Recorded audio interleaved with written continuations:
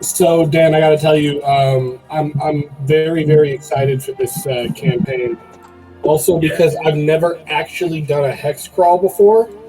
I know what they are, and but I've never actually done one. But reading about it and getting kind of refreshed up on it has really inspired me to create an old school D&D hex crawl campaign where the heroes have to go out and explore a new and uncharted land full of new and uncharted peoples. Yes. Just full old school D&D. Yes. Okay, so it sounds like you know what's up then. Huh? You know what's going to happen, sort of. Not really. I know how hex crawls work. Yeah. Yeah. Cool. Thanks for the purchasing of extra food and water despite being a ranger in his favorite terrain.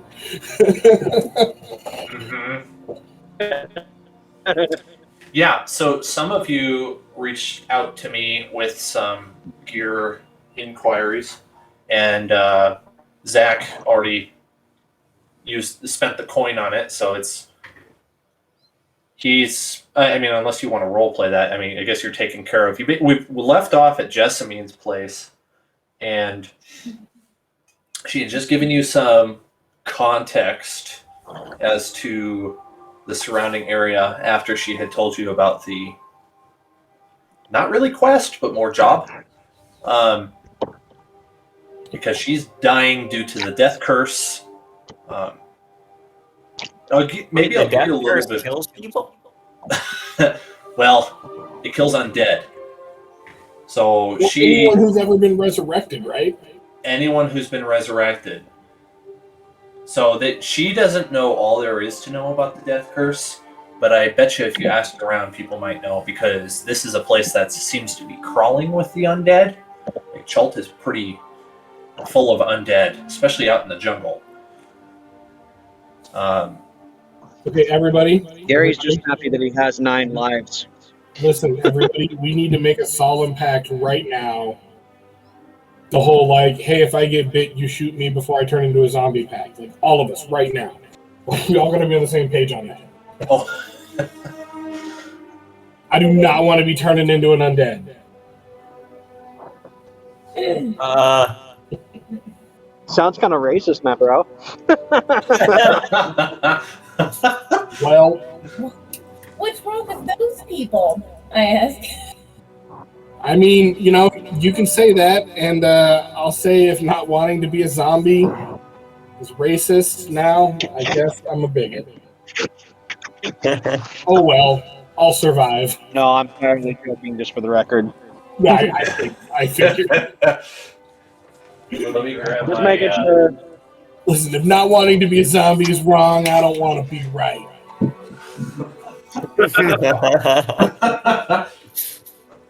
I'm gonna grab my book because if one of you who's been here, Gary or Guy, if you want to do what kind of check would it be? I guess you could do history or insight, or just a roll of d20 to see if you remember if there's a location here in town that might know more about this. If you're interested. Hang on, sorry, say it one more time. So Gary and Guy have been in this town for a while, so they might potentially know if there's a place in town that would know a little bit at least about this death curse. So if they wanted to roll an insight check, I was debating on history. Okay, I'm good. Could. You guys believe in God? I would like. Right? You'd like to try that? I would like to try that check. Can you roll for me, as I cannot find any dice in this river? I will. I will. And what did you say, Zach? Sorry, I didn't hear you. I was just going to ask the party, they believe in the gods here, right? That's a common thing. Worship of deities. There are definitely worships of deities here. Okay. Hey man, it's not everywhere. I've been to some weird places. A temple, maybe, if we could find a temple. They might have some good information. I feel like death curse, from healing. They might have some opinions. Yeah. Yeah, I was as a good caregiver myself, we Gary use gets it to hold your 11. knowledge. Let me check my temples here.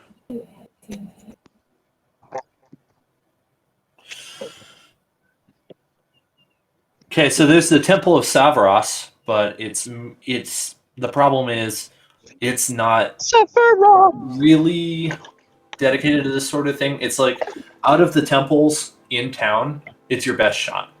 At least that's what Gary believes. The other thing, I guess, his insight check will get him is going to tell him where it is. And I just realized I don't have my DM map up. So let me rectify that here. Because I'm definitely going to need that.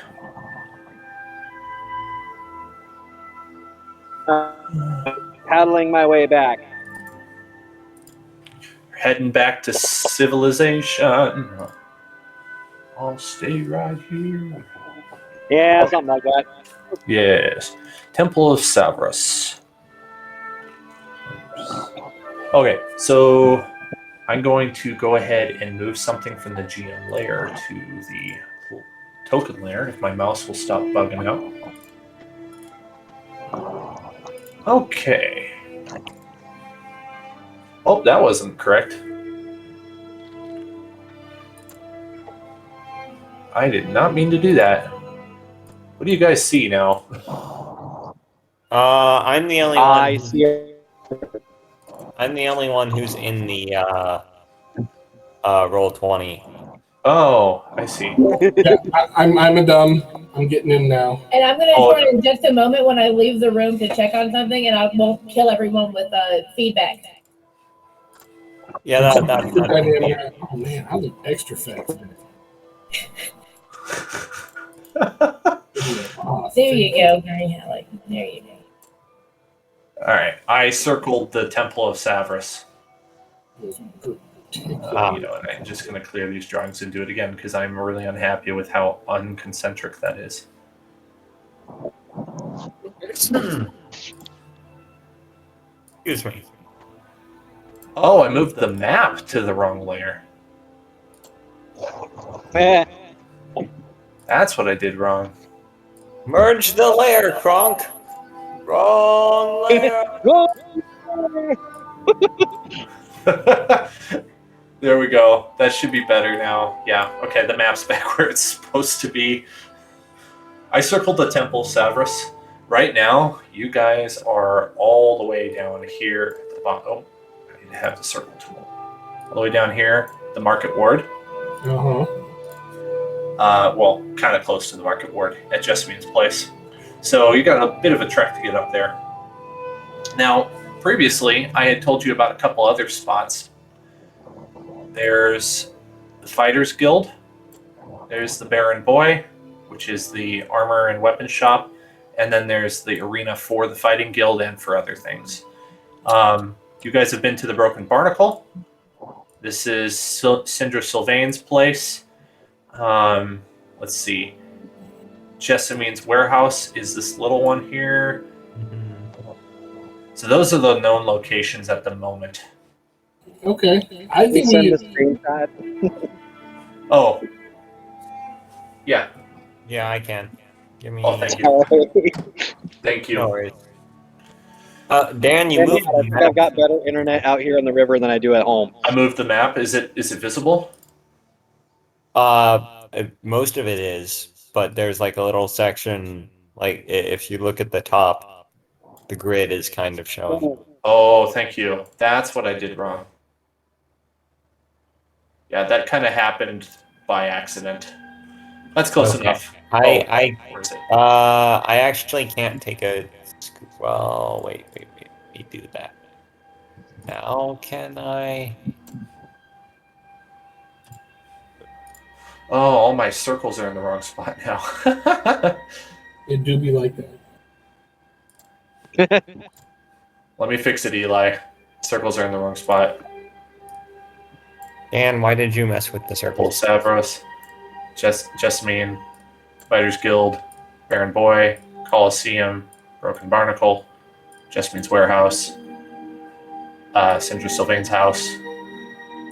So you've definitely been all over the southern part of town now. Neat. Yeah, you're pretty familiar with it. Oh, you've also been to Volo's place. And you have Volo's book, Tomb of I definitely have Monsters. Volo's book. Yes, Yes. that's going to prove really useful. I would love to Um, know more.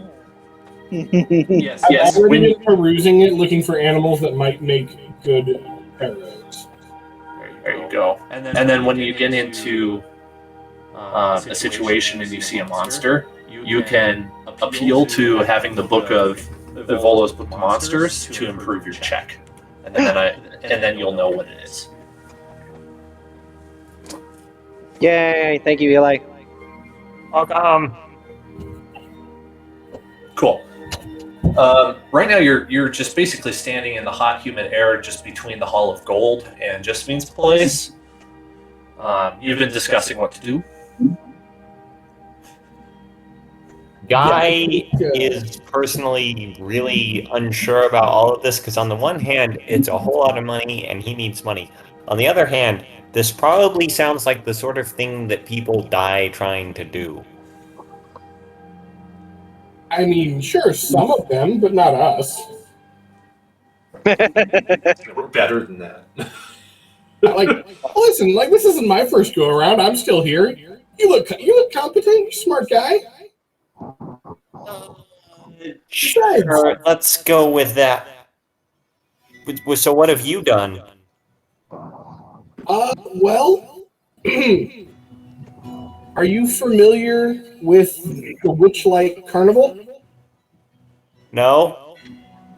It's a fantastic carnival. Travels around by magic to all different planes and all different places.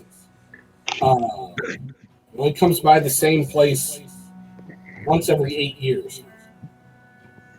I don't know exactly how the math works out. I'm not that good at math, and it's a little screwy being connected to the Feywild, and it's a whole thing. It's a whole thing. But I worked there for a while, for a good number of years, and had many fantastic experiences going to different places and eating new foods and doing new things. Also,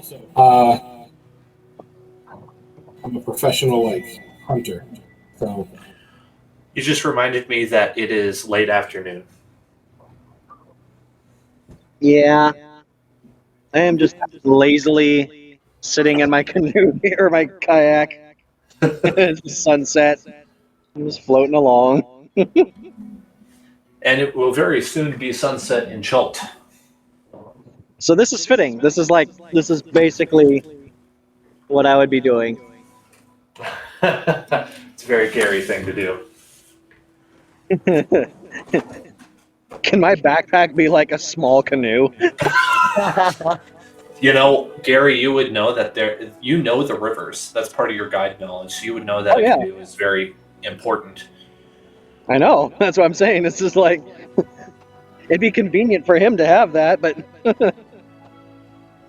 also I could totally see you being like, yeah, I don't think you could fit all that stuff in the canoe. But you do know in Old Town, which is on the northern side, or the Old City rather, that there is a well-known log canoe carver. listen. Yeah, If we need a boat, I can help make one. I got skills. Ooh, Hear me out. too. That would be a big canoe, and we're in a swamp. And having just kayaked in a swamp, I'm going to tell you, you don't want a big boat. Elvira is a fan of the raft. Full hook fin mode. Rafts are good too. Ooh, I mean, we should get a We silk should make sheet. a medieval pontoon boat. Elvira's a country girl, y'all. She knows What's what's this up. about a silk sheet? I'm curious. To use as a sail for our Huckleberry Fin raft. Ooh, I like it. I like it. As I look, what's his face up and down. Pedal. I'm seeing fish jump. This is cool. There's if you go to, Jessamine had mentioned that the Red Bazaar has merchants that sell that kind of thing. And then if you can't find it at the Red Bazaar, there's the Grand Souk, which is the more upscale market. Wait, the Grand Souk? I thought he had a different name. No, it's SOUK. Oh, okay. Yeah, because I think you called him Grand Chic before or something like that. Maybe I misspoke. I'm not sure. Oh, okay. I definitely I was making misspoke sure they're the same ones. on the Tay. I called it Fey earlier. It's Tay, Tej, the drink that you guys are enjoying. I think that was before you joined the call, Dajo. Anyway. Yeah. I was a big fan of that. Good stuff. It's like a cordial, a bubbly cordial that's mildly alcoholic. Neat. Yeah. And it tastes fantastic, by the way. It's a favorite drink in Myanzaru. You know, I didn't really know where I was coming when I came here. I mean, like, I knew a little bit. I'd never been here before. I'll tell you, I was not expecting the cuisine to be this good, to be honest, guys. We lucked out. Gary thinks you only enjoy that drink so much because you haven't had dragon milk. I mean, I'm open. I'm open to it. Says the 3 foot tall cat. Take your word on some dragon milk. When we get the opportunity, I'm buying. Neat. That sounds like a fun drink. Cool. Does anyone want to take initiative and guide the party somewhere? Yes, Petal is more than happy to take lead and start leading the group through the city he has never been to before and found himself in the middle of. Gary tends to wait to guide until he's outside the city. Wait, say that again? Oh, I said Gary tends to wait to guide until he's kind of outside the city somewhat. If I'm trying to get to the, so we're just gonna follow Petal around for a little bit. Yeah, I'm fine with that. Awesome. Okay. Why don't let's see. It takes That was really close. you know that you have to go north to get to any of these places, so you kind of trek.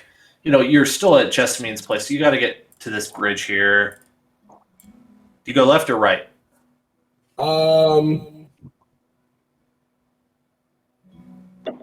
Oh, well, aren't I trying to go straight because I'm trying to go to the Fighters Guild, right? That's where we're going first. Oh, you can if you want. Yeah. Yeah, I was going to go to the Fighters Guild. Ah, very nice. Yeah. Takes you a moment. You walk past the Colosseum, which has you can hear through the walls an uproar, a dim uproar of citizens excited to watch what's going on in there. On the other side, you go up 3-4 sets of stairs, and then you are beside the Fighters Guild. It's this very big 2-story building. It's got 3 main, I don't know what you call them, structures that make up the Fighters Guild, all side by side. Okay.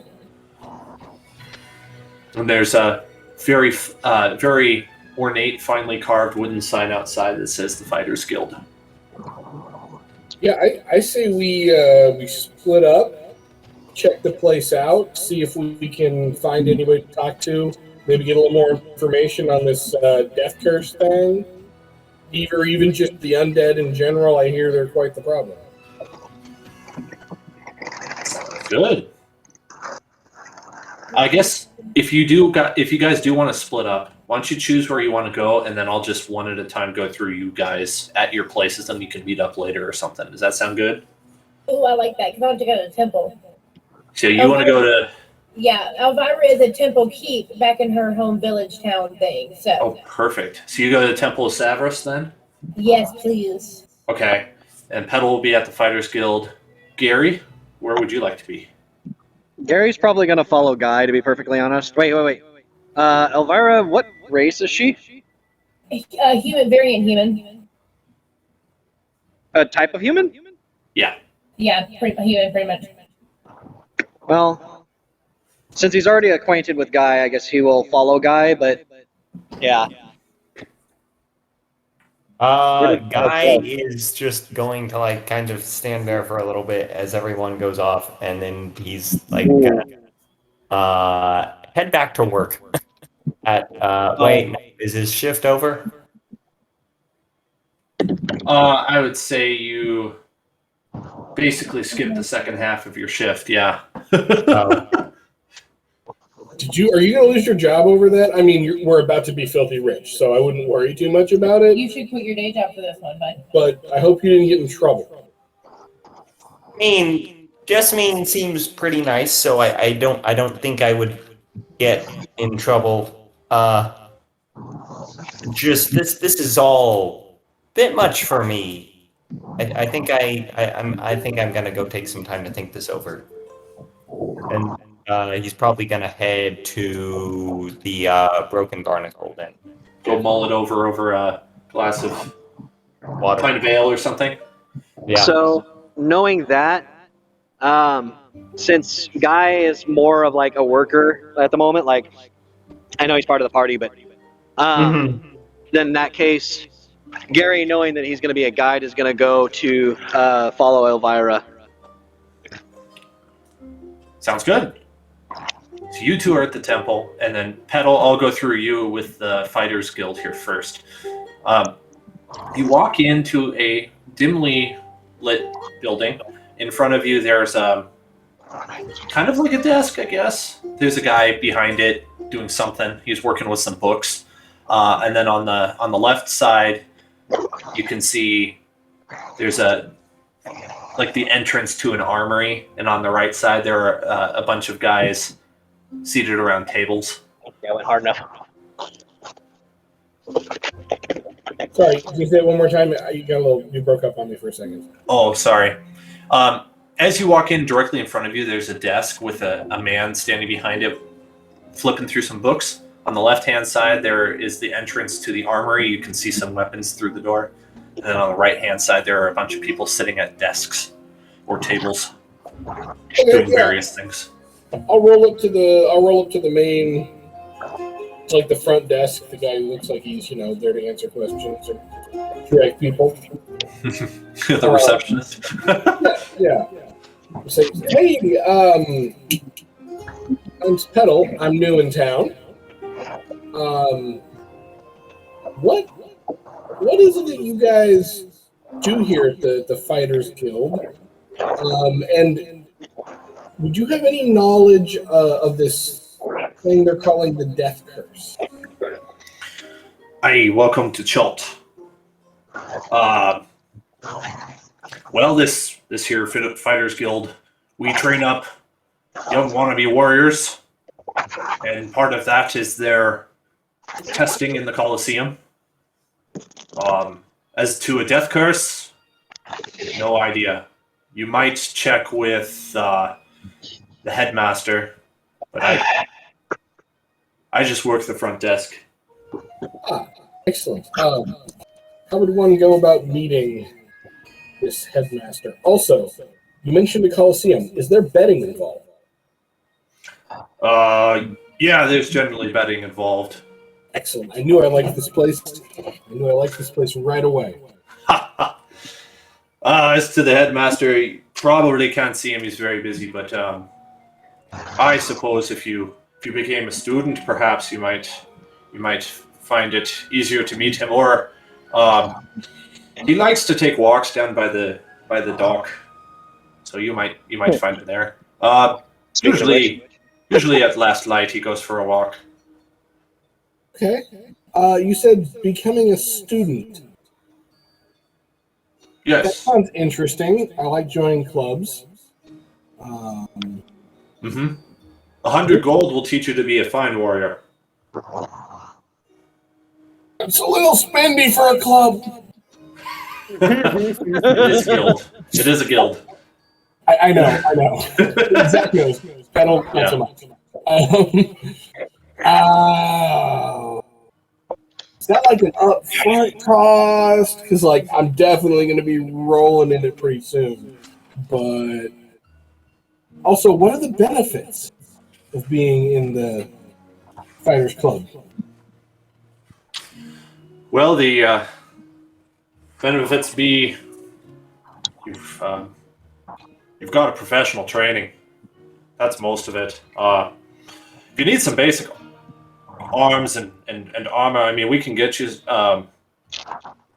some good stuff, but most of it's about the training, about learning, or becoming a better swordsman, or whatever your preferred fighting style is, really. No magic, though.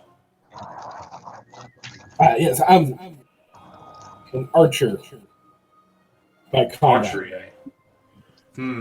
Or like gesture with my bow. He's going to take a second. He's going to look through a stack of scrolls.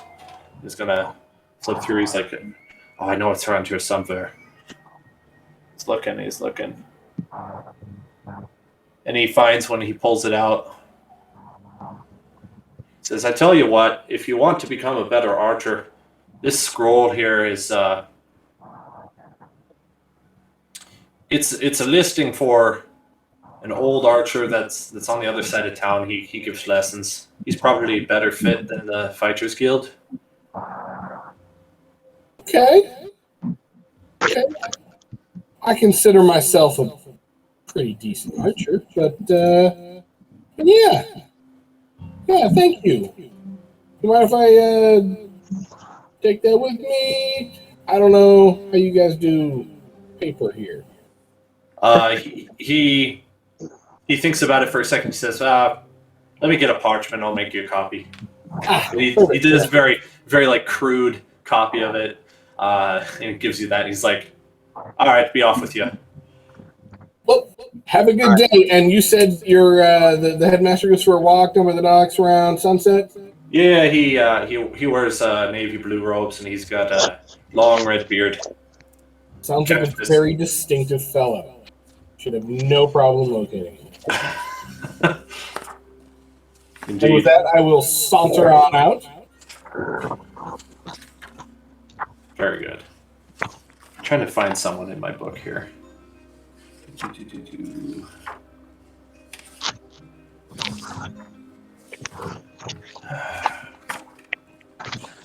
Sorry. Oh, I can look it up on my compendium on Roll20. I forgot I had that.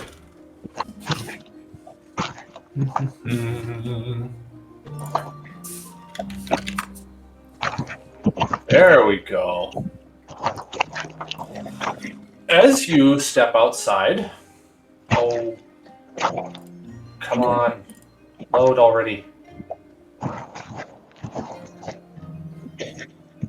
Okay. My compendium's not loading. That's weird. Sorry, I didn't expect this hiccup.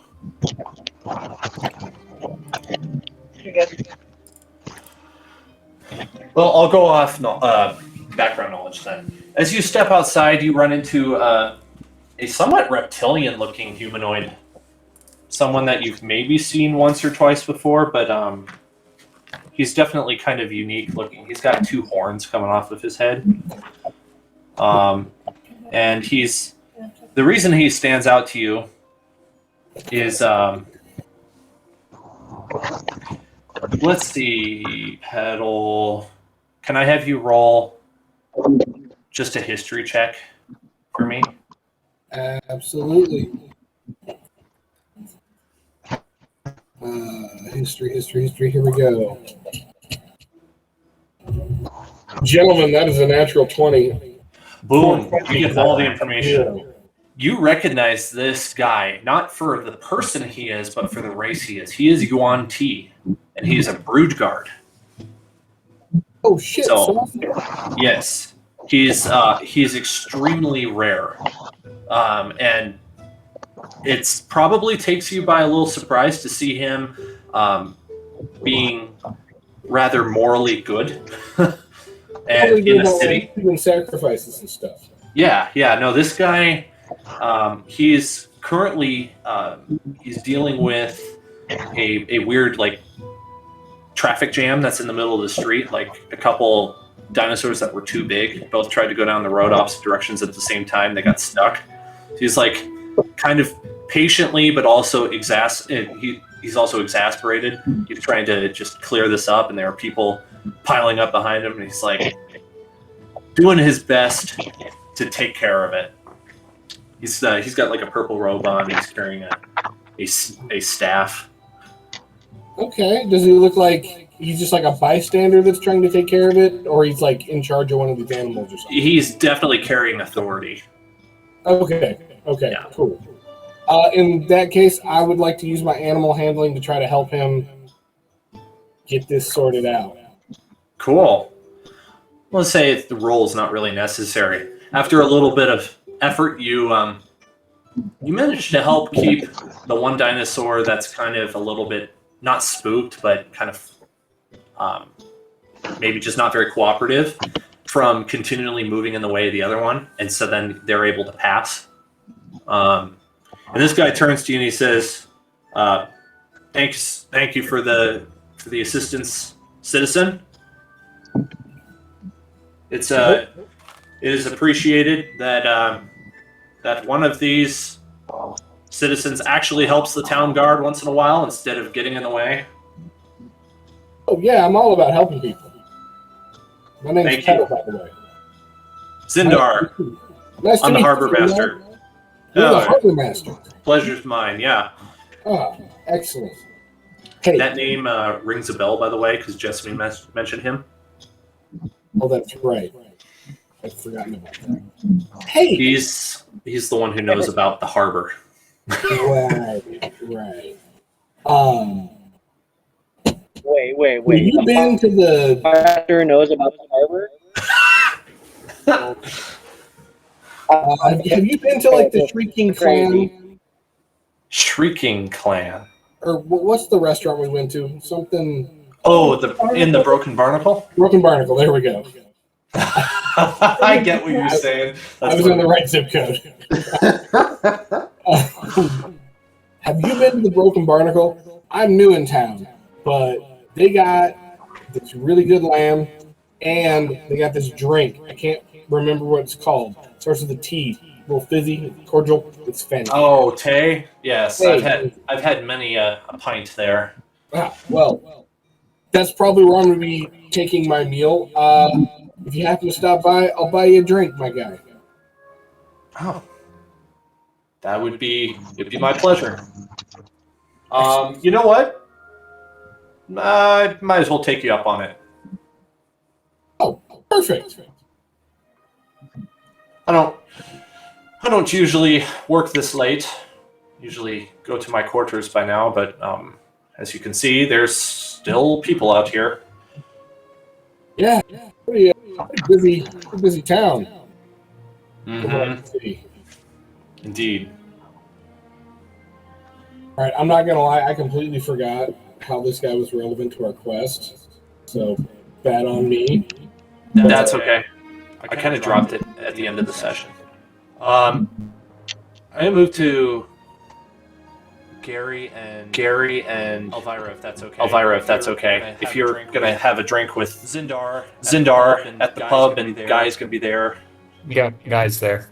Guys hang out for a little bit. Perfect. We'll move to the temple. Okay, let me pull up the temple now. Also, I am disappointed in myself because I gave you the wrong race for Zindar, but it's now canon.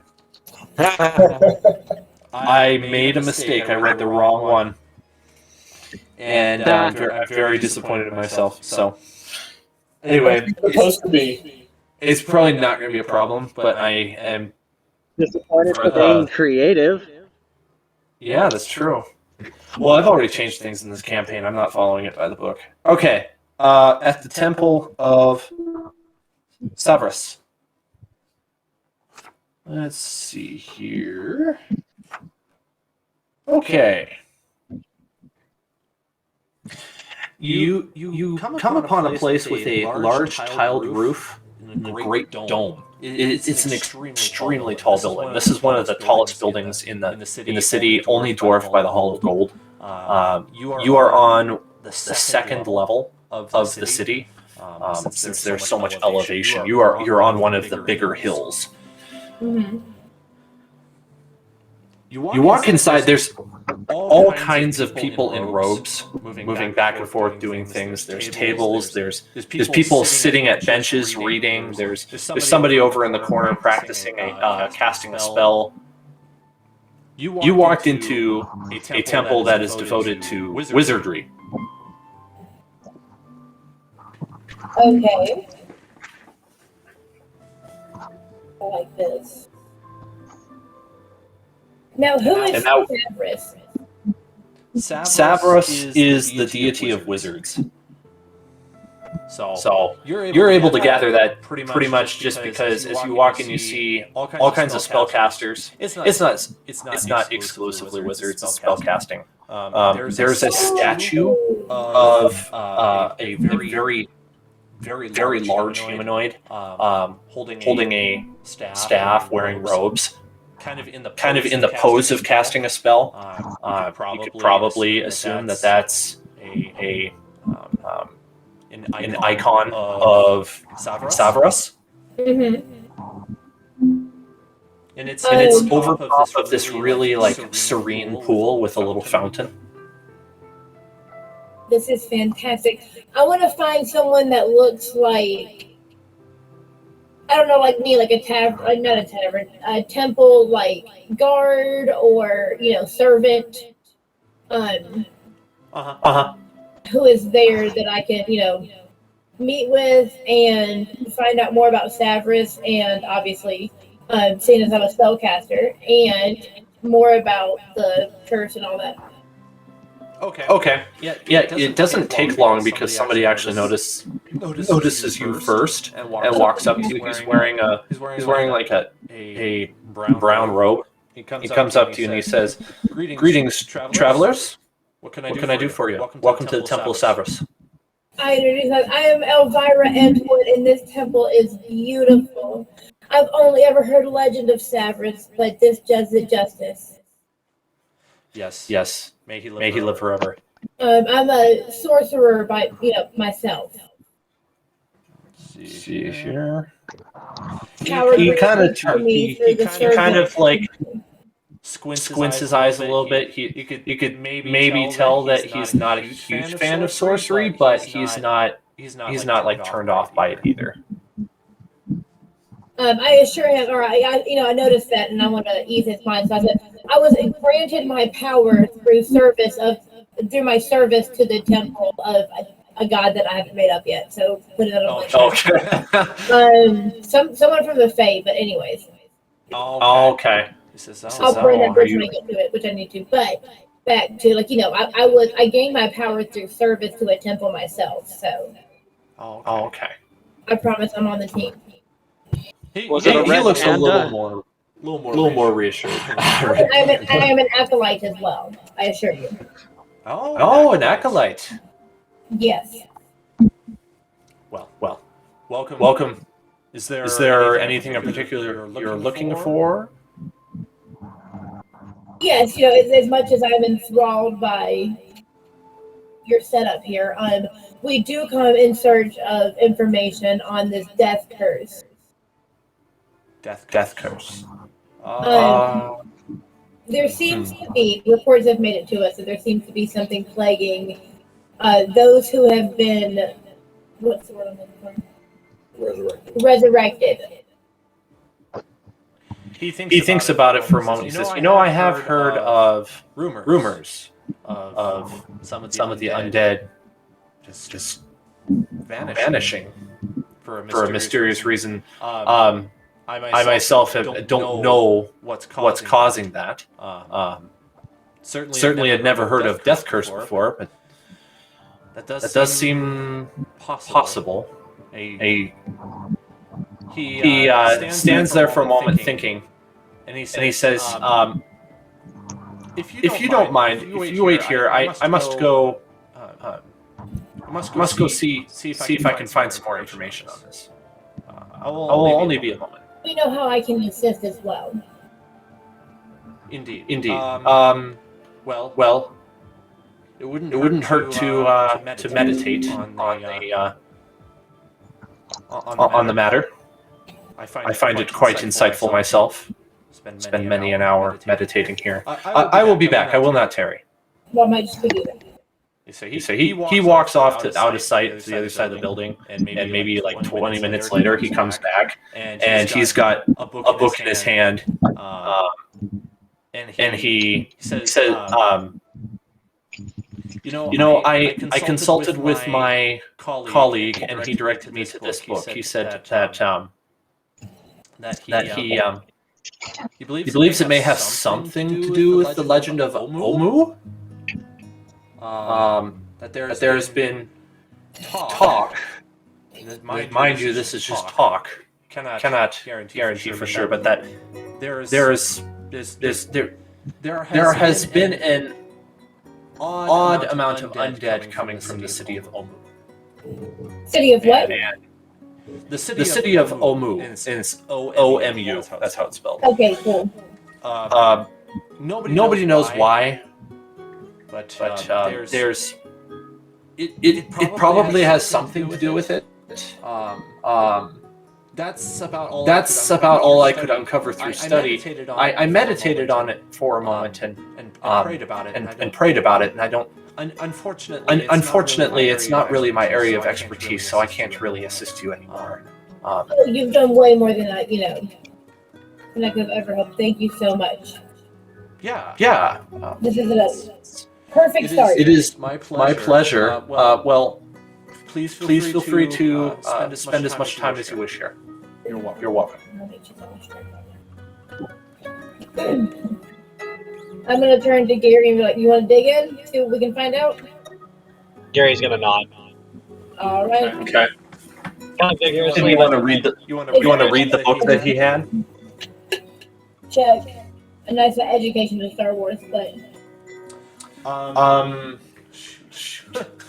maybe like let me check here. Insider history. I think it'd be history. Or Arcana. Let me think. I will say yes for a very secretive reason. No, I'm sorry, I'm an idiot. I'll go with history, just because I'm better at it. Okay. History's way better. Okay, cool. I actually did have a reason to say yes for Arcana, but history's way better. Oh God, only a 7. What is wrong? Oh well, okay. It'd be like that. Let me think here. Well, it's a book. I mean, it's not that hard to read a book. Omu. You gather this from reading a little bit of the book, but it becomes so wordy that you have a hard time understanding at a certain point. You gather that the city of Omu used to have something to do with the god Uktao.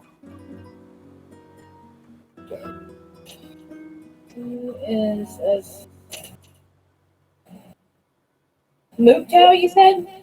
It's U-B-T-A-O, Ubtao. Awesome. Okay. Yes.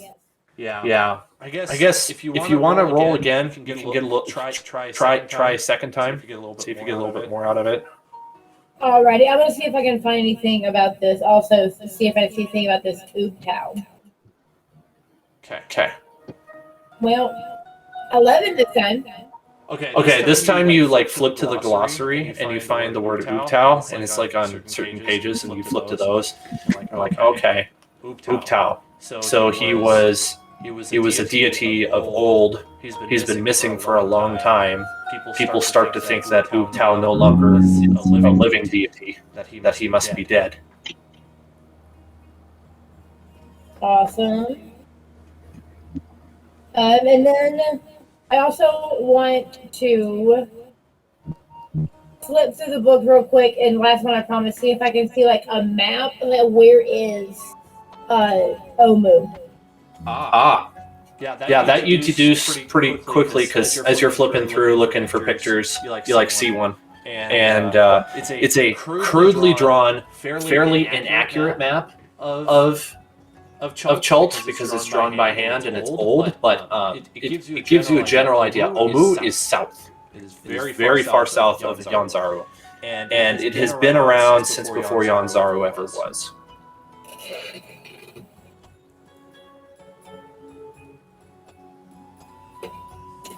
Okay, good. Good to know. Oh, is that close to like the pulse thing that Lady Jessamine was talking about? The what thing? Oh, didn't she say like she could feel that like the source of whatever was like a specific direction? I thought it was that south, the same general direction. Yep. Okay, cool. That's what I was thought too. Sorry. That's correct. Yeah, she had heard somewhere, but she didn't remember where she got that information from. But yeah, she said the same thing. Just for the record, I'm driving home, so if I cut out, that's why. Okay. Did you want to here, Gary? Do anything while you're here, Gary? I think I'm set on here. Okay. Okay. Gary's pretty well. Well, there goes the bad internet. Okay. I will move it to. Well, let's see. Elvira, do you want to do anything else, or?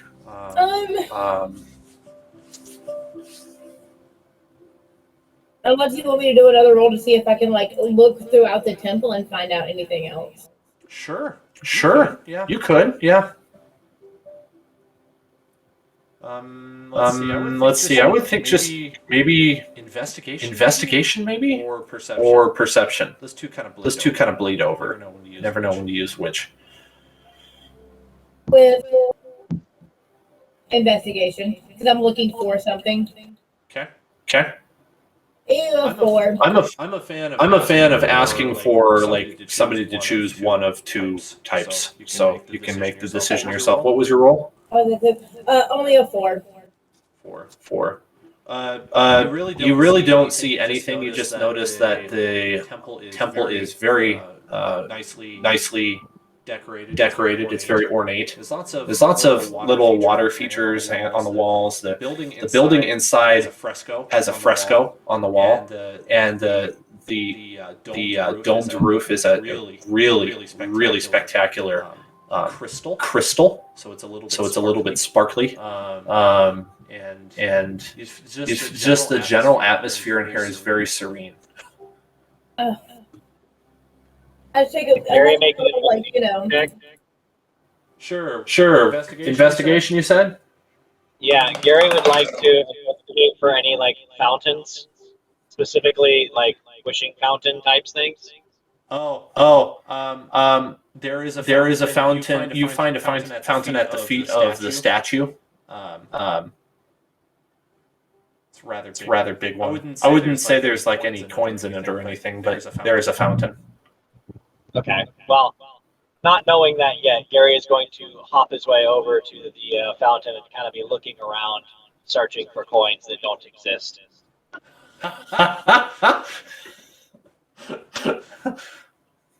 You find like a ring that somebody had lost that fell into the fountain. Just like a silver ring. Just a plain silver ring. I'm gonna look at Gary and be like, this is an auspicious place. Gary's gonna like slowly start reaching towards the ring, like really slowly.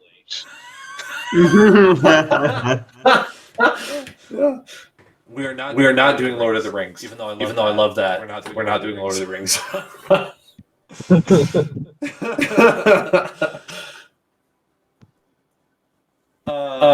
Okay, Guy. What are you up to in the Broken Barnacle? Guy is pretty much having a back and forth argument with himself in his head over, like, because he really doesn't want to go. He has kind of a good job right now, and he doesn't really want to go do something dangerous, but that's also a lot of money. And in the end, he decides that, like, if these people he just met are going to go on some crazy quest, that then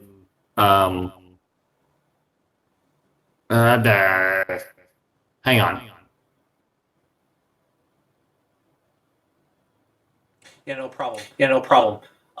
Yeah, words are hard. While you're sitting there pondering, you overhear somebody, two somebody's walking into the tavern, and they mention something about a ship crashing into the docks. He's gonna be like, where in the docks? Say, oh wait, you haven't heard? Aramag did a number on one of the big ships coming in, and it sounds like as he descended, he hit them with his tail or something and sent them reeling into the docks. And it was quite catastrophic. Guy is going to go help because he's been on the receiving end of an Aramag attack, so he's gonna head over to the docks and see if he can find out where that is. All right, you step out into the fading light, and you are pleased to see that it actually. Well, you're not pleased to see that a dock is destroyed, but it was actually not your set of docks. It was just right next to it. That's good. But the wreckage is definitely like all over the place, and whatever was going on has definitely come to a crashing halt. As everyone's trying to clean up the mess, and I would say that's when Petal probably walks up on his way over to the tavern or something. Oh, hey, I was just about to go in and get something to eat and a drink with my new friend here, the harbor. Very nice, very nice. There's been an accident at the docks. I'm gonna go ahead and head over there. Is it serious? Yeah, Aramag, big angry dragon turtle, very greedy, smashes ships, hurts people. It's like, oh yeah, that makes sense. Yep. So I'm gonna head over there, full sprint. Zindar is gonna say to you, Petal, I really must go lift the chain to block off the harbor, so that this doesn't happen while we're cleaning up. But you're welcome to come with me to the to my office if you want. Absolutely. I'll go help too. Sounds like a whole big thing. I'll come help too. Cool. Zindar just goes to his office and he just raises the big chain. He's just blocking off the harbor. That's all he's doing. Wait, blocking off the harbor so the Aramag doesn't come in? No, to stop any ships from coming or going while the mess gets cleaned up. It's like a big gate, but it's a chain. Yeah. So why doesn't Aramag ever come inside? Nobody knows. Zindar's like, oh well. He's not a tame beast. He does what he pleases. We don't know why he does things. We just know that he's greedy, and so we make sure to give him what he asks for, because he could. I've seen him devour ships. Does he ever go to the chain and then scratch at the chain until it's lowered and then just wait and then the chain gets raised again and he scratches at it again? Has not happened in my time here. No. That was a joke about the cat scratches at the door. Oh, I got it. Okay, so Guy is at the harbor. What's going on with the ship? Can he help evacuate people or something? Is the ship sinking? How bad is it damaged? There's just wreckage strewn everywhere. Pretty much everybody there is already working on it. You see your boss there, and he's busy cleaning up. There's just a lot of wreckage floating in the water. They've got a couple of the dinosaurs working with them. Okay.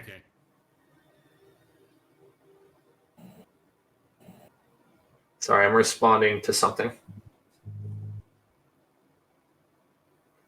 Okay. Do you guys want to go get your stuff at all at any of the shops?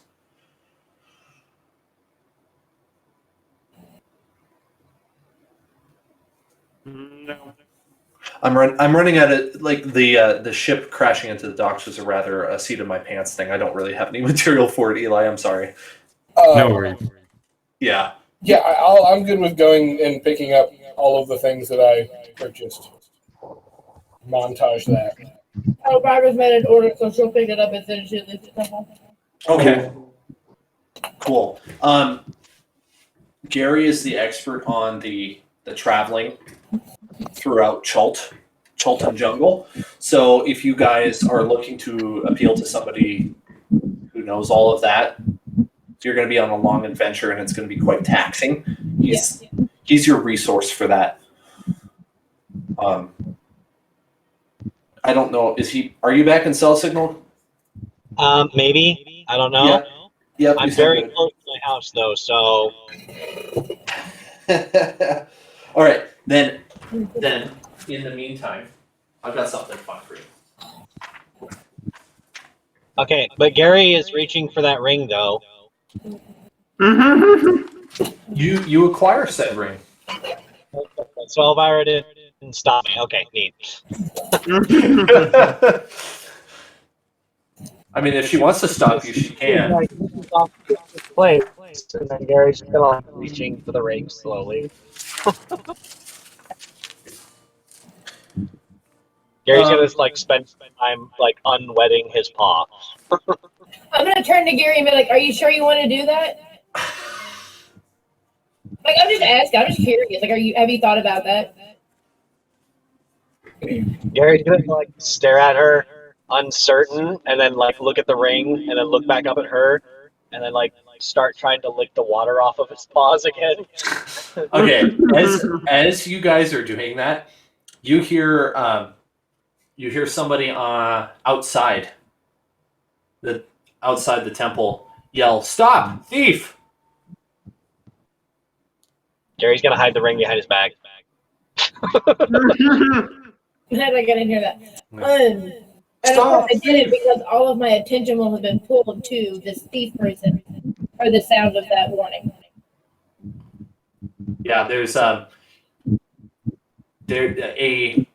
person comes running into the temple, looking back and forth like indecisively. He stops, he's looking around, and then he books it for the back to try to go through the back door.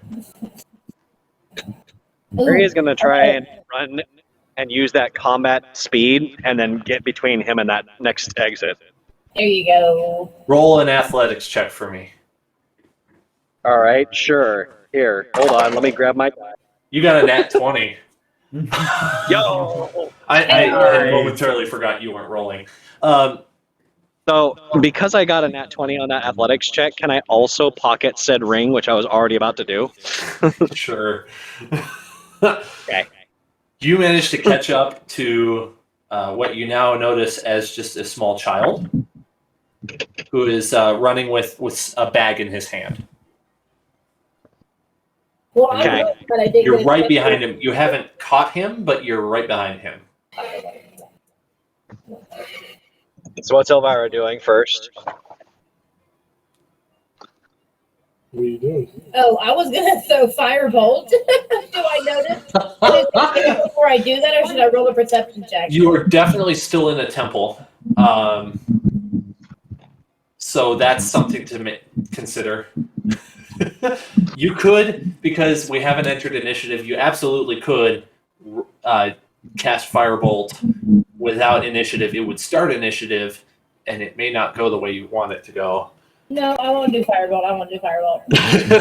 Just Okay.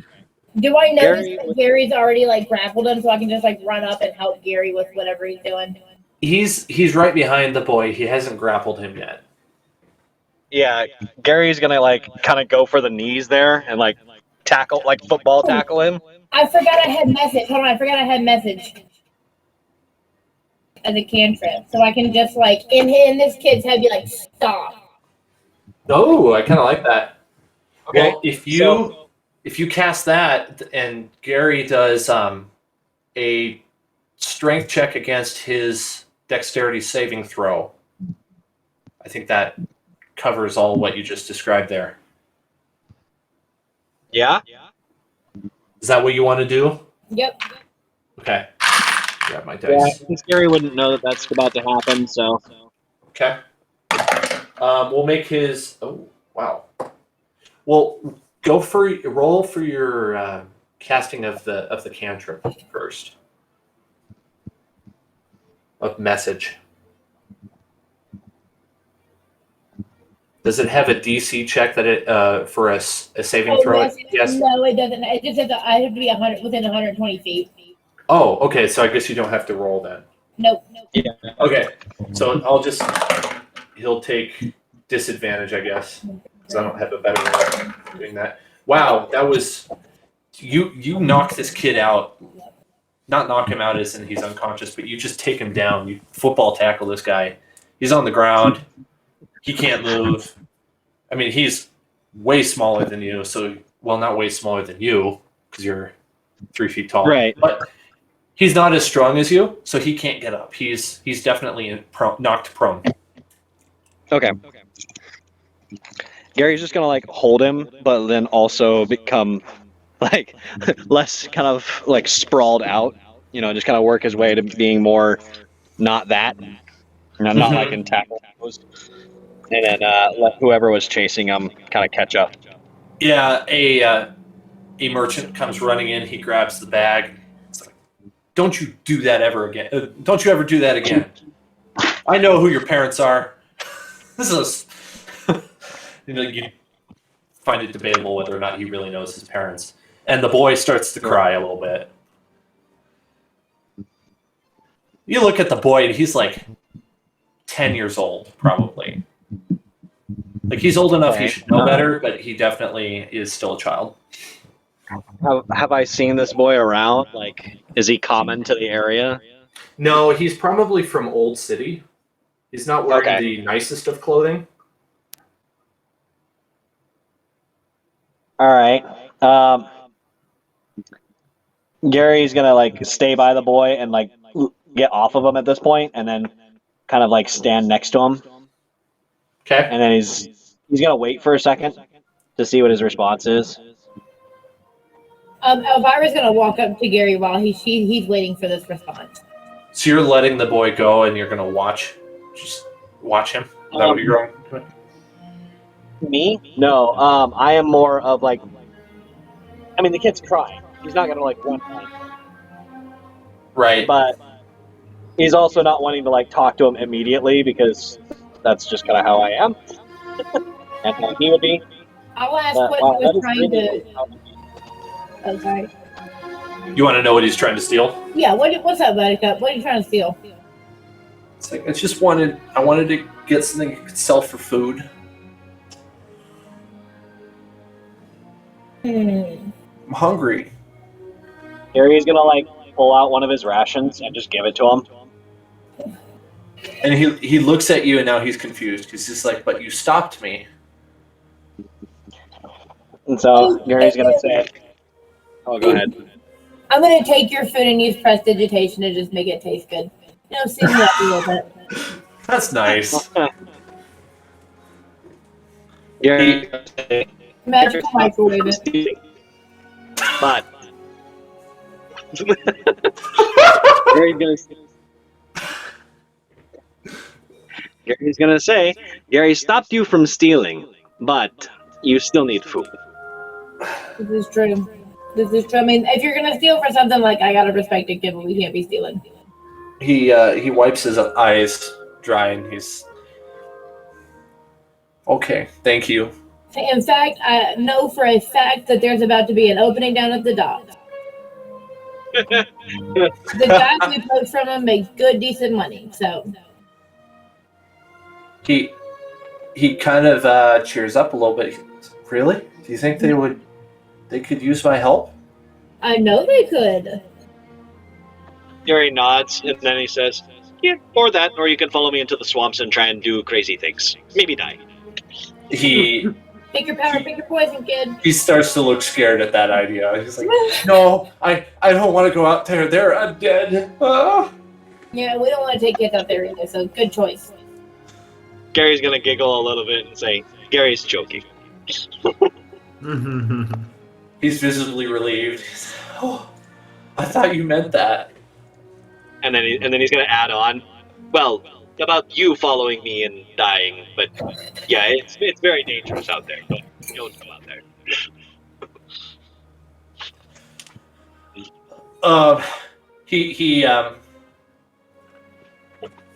He thanks you for the food, and he takes a bite, and he really cheers up, and he's like, "Oh, so what dock?" And he's just I'm gonna going to do it on our map my map that I have. That's one. I'll go there tomorrow, and thank you. You never have to get tackled again, kid. And I give him a high five. He's thankful, and he says, "Thank you. I'm sorry I stole." And then he goes out the door, and then you don't. Oh, Is the kid? What race is the kid? he's just a boy. He's a human boy. Why does that Why? matter? You walked into that one, man. He's a human boy. Okay, so he's a human boy. I didn't hear whatever the rest of that was. They were just accusing you of being racist, is all. Oh yeah. Oh, he's absolutely racist. So anyway, before the boy goes, I would like to make a pickpocket check. Whoa. Or a sleight of hand, rather. Sleight of hand? Okay. Yeah. You get a 22, so that's a success. Okay, I would like to slip a single silver coin into his pocket before he leaves. Oh, that's thoughtful. Reverse thievery. Awesome. Sounds much better than generosity. No idea, and he turns and he walks out.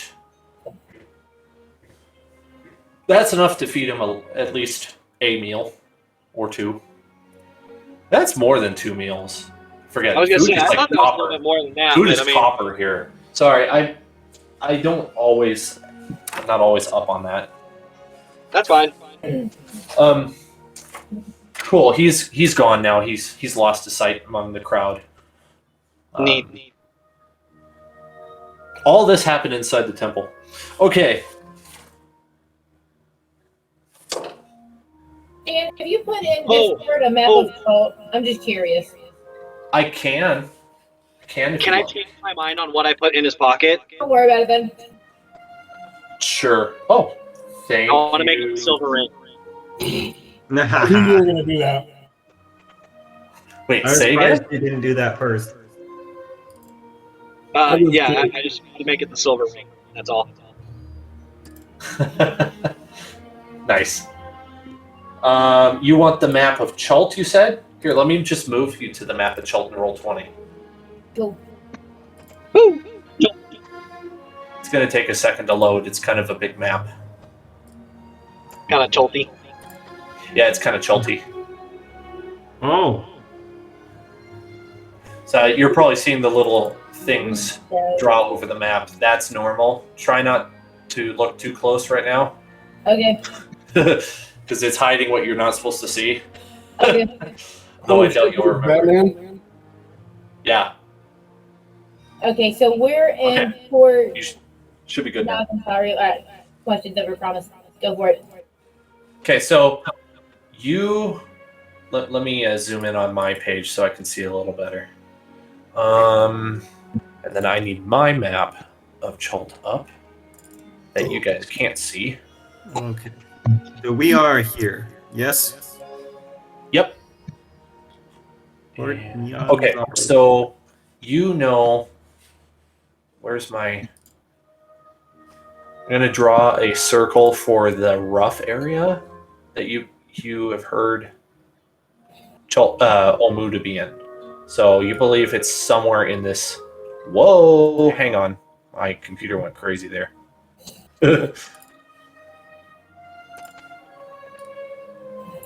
What is going on? Why is it doing this? That'll do. Somewhere in that area. Okay. Okay. I'm digging this. It's going to be a big old camping trip. It's going to be fantastic. Oh yeah. Oh yeah. Would you guys say that you have prepared? Are you wanting to step out of Yanzaru, or do you want to do anything else while you're here? You don't have that raft you were talking about. We can build one. Yeah. Well, I was going to say, they have to transport that raft, and that's going to be fun. Right, it looks like all the rivers would be flowing downstream anyway, and if we're going south, then we would be going upstream. So it's better to just flip it. And for the most part, I'm gonna give you a little bit of a drawing here. Oh my goodness, what is going on with Roll20? It doesn't like it when I draw for some reason. Oh, it's like scrolling down as I draw, which doesn't make any sense. What is going on here? I can't. Oh, now it's working. Yeah, boys, got the devil in them. So this area is roughly what your guide is familiar with. These two circled zones, and then Omu is somewhere down here in the south. So the other two circled areas are areas that Gary has been to, so he knows those areas better. That's why you're able to traverse them and not really get lost. You won't get lost while you're here, unless Gary has a stroke or something. Lose his perception. Yeah. So then the lifespan of tobacco. The other thing to mention out of game is you can totally go back to Yanzaru if you need to. If you're like, we are underprepared, we need to go back. That is totally an option. Just want to throw that out there because this is going to be difficult. No way. We go to the woods, no tools, no map, no preparations, level 1 characters. We build a raft, we sail upriver, and we fight animals and live off the land. That sounds like our Star Wars campaign. That's exactly what I was describing. That's why I bought the extra arrows and torches. I got us covered. I have 20 extra arrows and 10 extra torches. Yep. Up on everything. I don't need no tent. Here's the other thing. If you guys want to do something, I'm going to assume you don't have the thing you need. You're going to have to tell me that you have it. Because I can't keep track of all the stuff you have. Yeah. So I'll need you to help me out with that. And I'm going to take us. Let's take 5 while I get some stuff sorted out for myself. Good.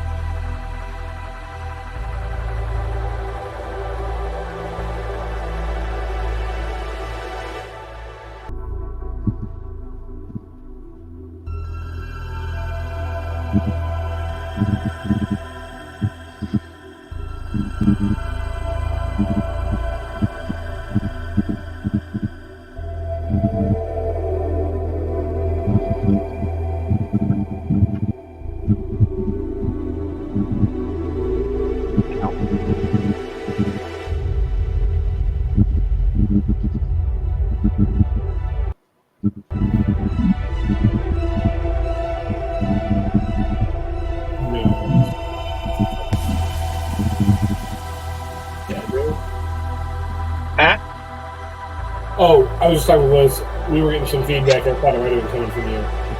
She thought it was hers. But you're muted everywhere, right? I believe so, yeah.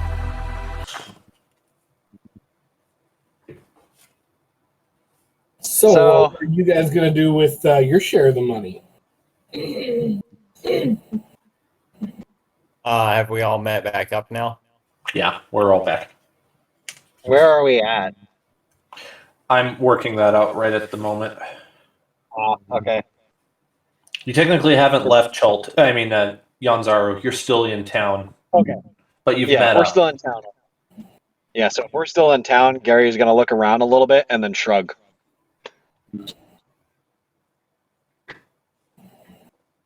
I am going to take my share back to my home. The temple's in my home. I'm not in this for the money. I have some things that I need to pay for back home.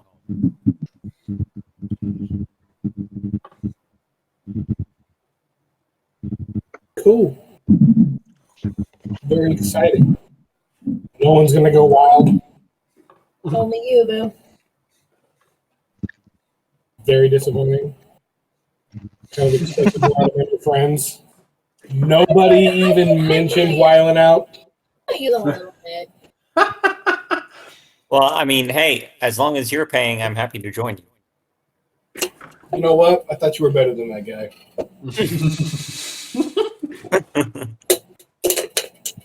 Forgive me for thinking you were a better guy. I'm sorry, I won't make that mistake again. Gary,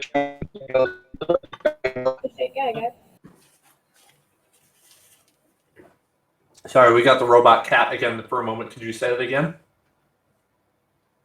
Gary is going to shrug and say unlimited dragon milk. Hey, you've really been talking about this dragon milk. You got me really curious.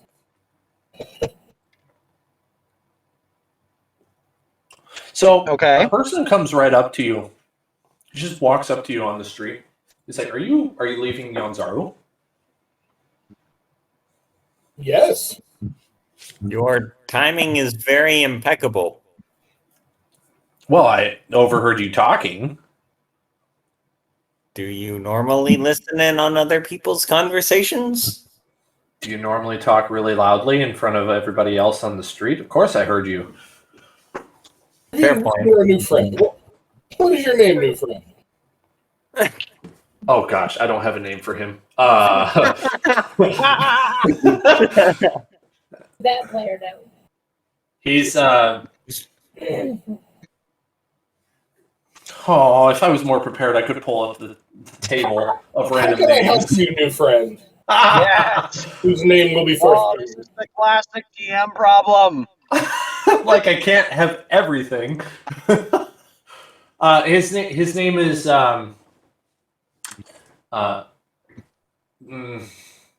Just go with Bubba. It's fine.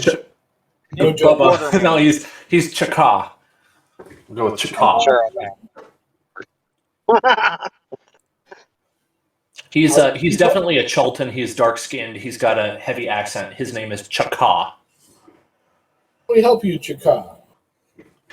Well, I just wanted to help you. I thought you were leaving. Yes, we are. I wanted to warn you. If you leave, that you be very careful, because in the middle of the jungle there's a city that is full of snake people, and you should be very careful. Like the harbor master? Because he was a pretty nice guy. It's like he's fine. He's not really what I'm talking about. I've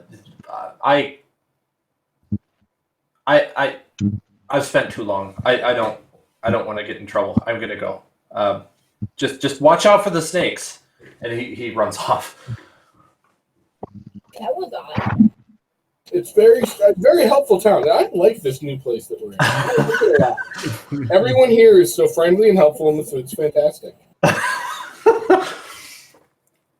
Gary's going to pipe up and say, "This is why Gary we didn't want to discuss it here." It is definitely nighttime Talk now. about that later, though. It's been a day. You fit in a lot during this day. It's the sun is down. It's completely dark. Now it's nighttime. This is the time for traveling, unless you like to die of heat stroke. Yeah, but is it not super dark in the jungle at night? Like, is that not when everything's like up and hunting and stuff? That's It's the way dark in it the is jungle in every my time. forest. It's dark in the jungle in the daytime. Oh boy, because we're the forest I'm from. Like, come nightfall, you're inside. Wait, if it's dark during the day, how would we die from heat stroke? It's still hot. Yeah. Well, here's the thing.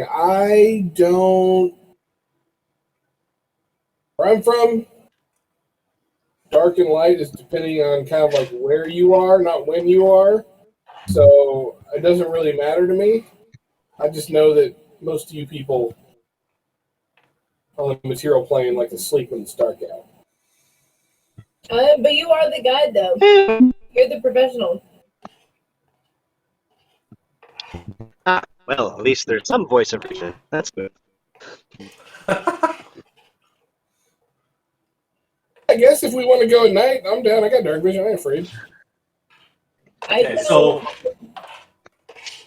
since it's only going to be like you're only missing a few hours of sleep, I'm not going to penalize any exhaustion points for going at night the first night.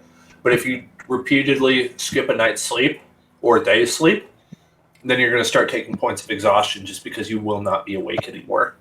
You. Yeah. I'm gonna say, Paddle, if you got dark vision, walk behind me.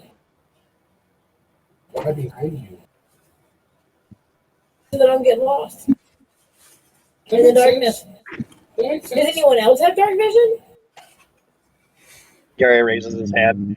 All right, so Gary's the front because he's the guide. But if you're in the back, you're gonna see one of us wander off. Oh, this is interesting. Flip Pretty side, smart. how hot could it really be in the daytime? I mean, we were here during the daytime. That was nice and pleasantly warm. Gary's going to shrug and say, what do I know? I'm just a guide. I mean, Say if you were outside of the tree canopy, you get a breeze which cools you off, and Yonzaro definitely is getting that breeze, that movement of air. But if you're in the deepest parts of the jungle, there's very little wind down there, and the trees are very dense. Now the outer areas of the jungle have thinner tree canopy, so it's probably going to take you 50 miles to get into the deep dark stuff. True, and I would like to follow the river for as long as we can, like going into unknown territory, because it looks like. Sorry, let me pull my map again. There's like the river. Trichet? It's a Tiriki. It's hard to say. Okay, or the other one that the line is crossing over. Then there's the Soshin Star. Yeah. Oh, let's follow that one because there's towns at the end of that one, and it goes off into more area. Yeah, you're familiar that there's at least 2 camps down the Soshin Star that you've heard of? So either day or night, I vote that we go down this river. Oh, dang it. I forgot an important part. Hey, I'm retconning something real fast. Not really retconning, but Jessamine gave you a map. I forgot she was supposed to give you a map. Okay, So cool. she did give you the warning. Don't share this with anyone people really want maps of Chult. And and they're extremely rare and valuable. So somebody would definitely kill you for this map. Okay, cool. Thank you. Yeah, I meant to say that last session. So that's how you know this stuff. Who's holding that map? I'd like to be holding that map. Okay. We said very valuable map. It is a very valuable map. It's worth your life. Oh, for sure. So who did Jessamine give the map to? No one in particular, whoever takes it. Okay, well, in that case, that's probably him. Sorry to disappoint. No, I mean, that's fair. Like, if she just kind of held it out, Gary would have waited. Now, Hell would not have. what's your strategy for speed here? We've got 3 speeds: slow, normal, and fast. With slow, Well, trying to go to. one more time. Where are we going? You're going to Omu, aren't you? Yeah.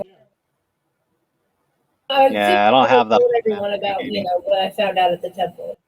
Yeah, sorry, Dajo, that's like you don't know other than it's south, but you have the northern region you're familiar with, and then you have wisdom about the rest of Chult, but you haven't been there before. So that's why I was proposing going down the river Shosen Star. Yeah, Soshin Star, yep. Because we have Camp Righteous and Camp Vengeance at the very. So there's 2 other spots we hit, and there's one little outpost before we go into unknown land. That's not a bad idea. And then there's still that one little town there too, in case we do come across that one, that Mumbawa. Yep. Do I need to take a picture of this and send it to Dajo? He should probably have it, but it wouldn't hurt to give it to him again. So Yeah, because I have a map, but it's definitely not a great map. it's my hand-drawn map. Oh. I had given him extra information. So, that being said, this is the start of the hex crawl. So if you want to make that raft, let me know when. But I need to know if you're going to go slow, normal, or fast. Slow means you go up to 5 miles a day. Normal means you go up to 10, which is 2 hexes. Each hex is, or is a hex 10. Sorry, 1 hex is 10 miles. So you go half of a hex on slow, you go a full hex on normal, and you go 1.5 on fast. There's a downside to going fast, which is, what's the book say?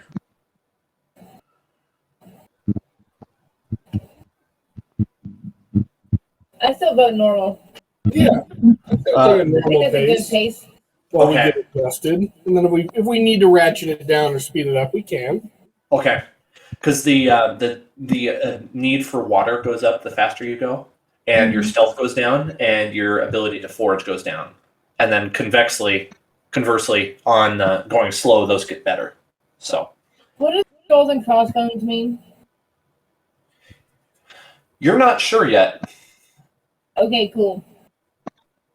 Can I assume that the other ones, the tools mean mines, right?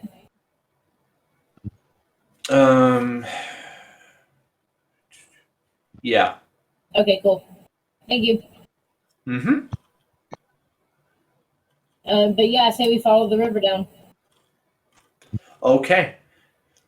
You're going to make your first navigation check. So I'm going to have one of you must be the navigator.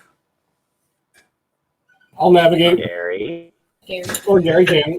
I think Gary probably would be the navigator because of his guide status, right?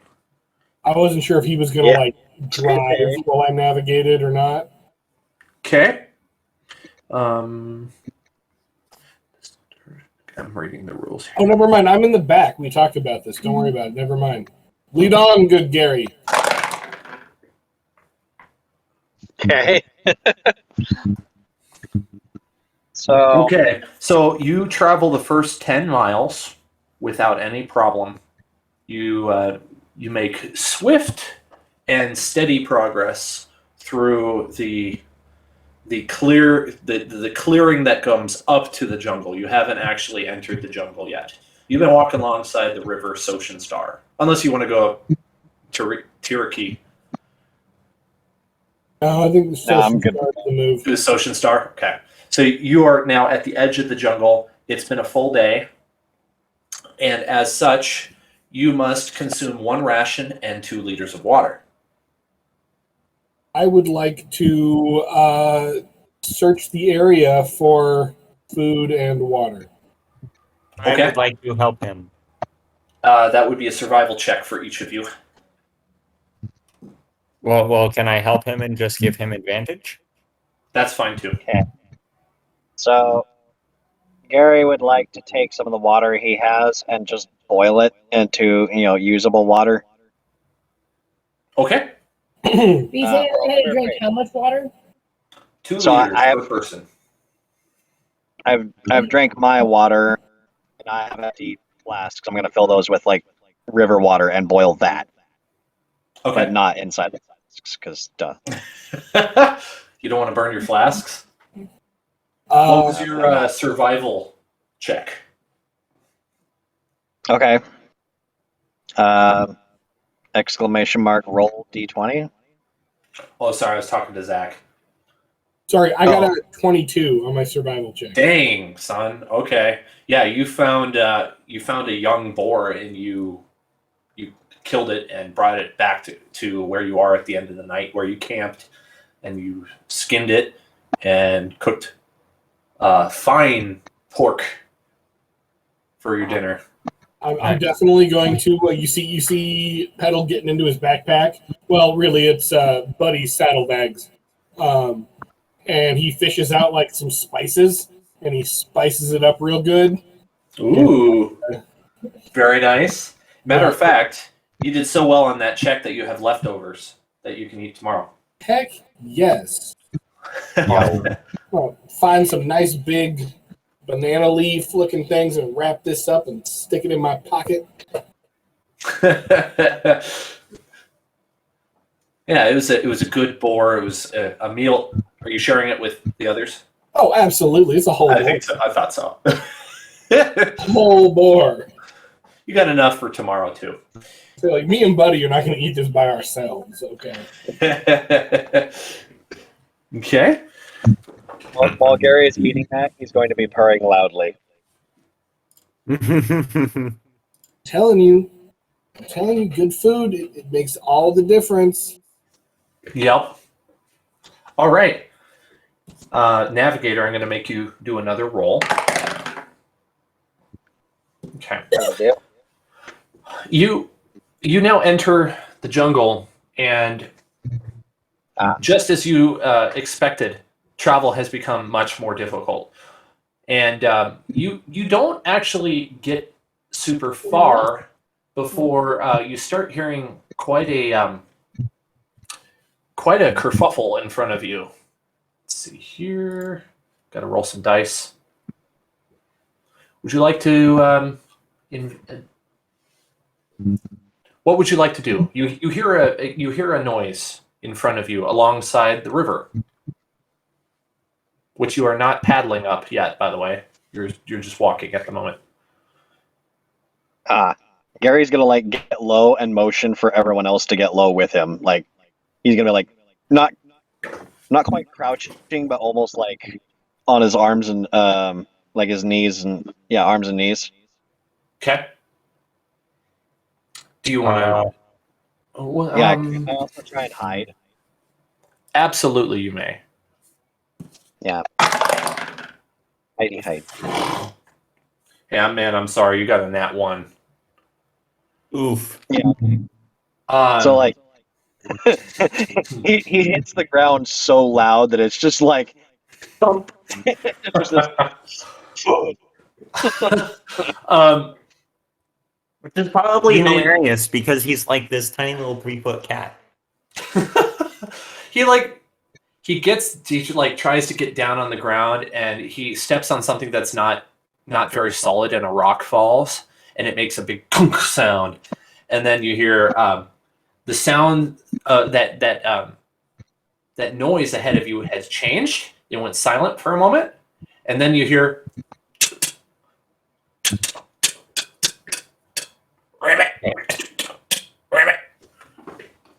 and right ahead of you come a bunch of giant frogs, and they are approaching Gary. Now, everyone else roll stealth if you want to be stealthy, and we'll decide whether or not they see you. But they definitely see Gary. I got a 12. A 12? Oh, I only got a 4. A 16. Okay, you are stealthed, Eli. Okay. What's Petal's roll? Petal got a 12. Do I need to roll for Buddy, or does he just share mine? Let's just, for the sake of simplicity, let's just share it, because otherwise I'm going to forget all the time. Fair. I'm not experienced enough to keep all these details in my head sometimes. So the only one who is hidden is Guy. Guy is hidden. Everybody else, you are about 50 feet from what appears to be just about a half dozen giant frogs hopping towards you. Ooh, you guys have got frog legs. I'm gonna bust out my bow. Yep, me too. Okay, we're going to move to the random battle map here. Just take a second. Random battle map. Yeah, it's definitely taking a second. Okay, there we go. All right. You guys so these need some frogs are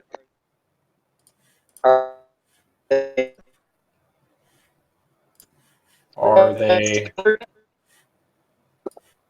like bright colored? They're green frogs. Okay. And remind me again, are they like frog people or just giant frogs? No, they're just giant frogs. Okay, so they're not like wearing any kind of clothing or carrying any. Correct. Okay.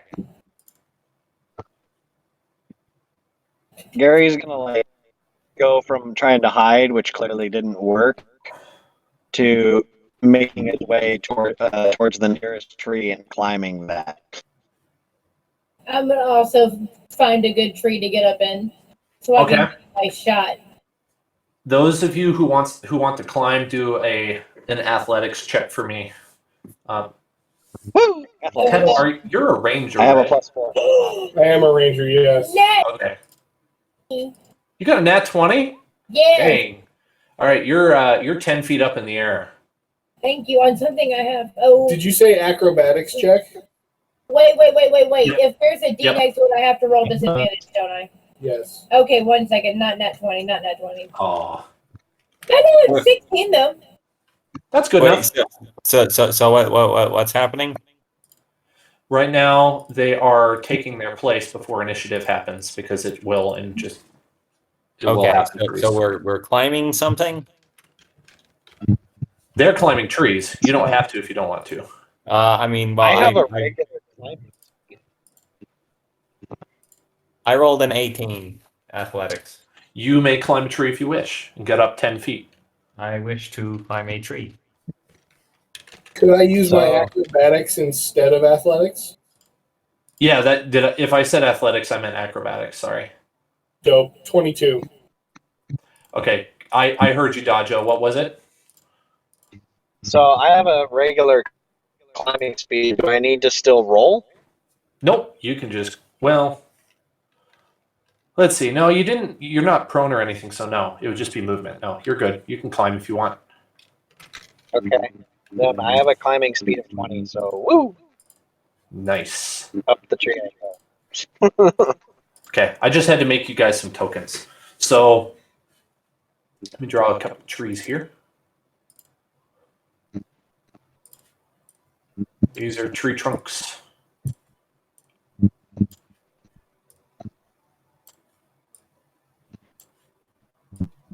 I'm doing a great job at drawing perfect circles. It's the most perfectest circles you've ever seen. They're very tree-shaped. This is true. All right, and then the green is going to be just the border, like you're kind of in a clearing, I guess, sort of.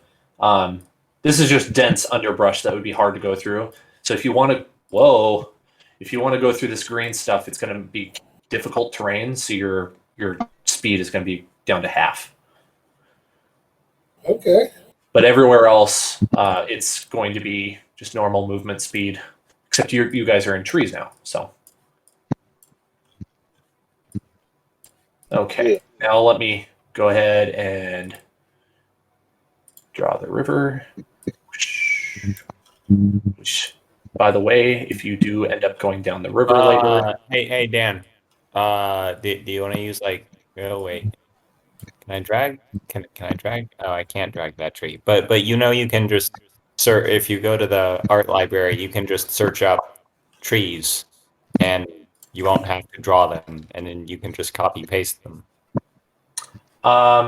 Yes, but I have not purchased any of the premium assets. Well, you don't have to purchase them. It searches them on the web. Like, why can't I click and drag this? Oh, no way. I didn't know that. Okay, thank you for telling me. I didn't know I could do that. I had somehow missed it. Well, thank you. That's going to make my life easier later. We're going to continue with this for now. Use the from the web portion. Oh, no, I drew water. Delete. Oh, okay. All right, I will do that next time. For now, for the sake of simplicity, you guys are in trees. Woo! Oh. Tree. And as such, you will all get we'll give you a +2 to your initiative roll. Because you have some form of advantage being higher up than they are. We have the high ground. You have the high ground. High ground! I rolled a 15. Ooh, that's what the frogs got too. Dice giveth, dice taketh away. I got a 9 with all of the bonuses. We get +2. That included that. Okay. I have a 14. Okay. I was not prepared. 14 for Guy. What was Petals? 9. 9, and it was 15 for Elvira. Yep. 15 for the frogs. And what is Gary? And Gary gets a 15 as well. Woo! Wow, we got 3 15s. Oops, that's Gary, not extra frogs. So I like to roll for tiebreakers. So Elvira and Gary and frogs all roll again. See what they really get. Frog gets a 17. Gary gets a 7. So that means that frogs have the 15 over Gary. What does Elvira get if she rolls again? Oh, if I roll again, do I still get the +2 to initiative? Right now, we're just rolling to see who gets the tiebreaker, so there's no 7. No modifiers. 7? Yeah. So, oh my goodness. Okay, so the frogs have the 15. You guys are now rolling again for 14. So, Elvira, roll.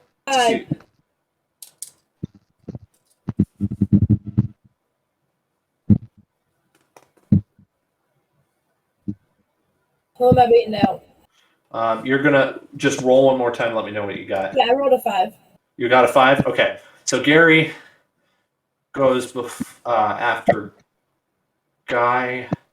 You get Elvira, you get a 12 because we have a 14, we have a 15. Wow, that was quite an initiative roll. That was crazy. So frogs, Gary, Elvira, or I'm putting it up on the initiative tracker. So I'm going to Is that in roll 20? Yep. And turn. The problem is I don't have a frog. All right, frogs go first.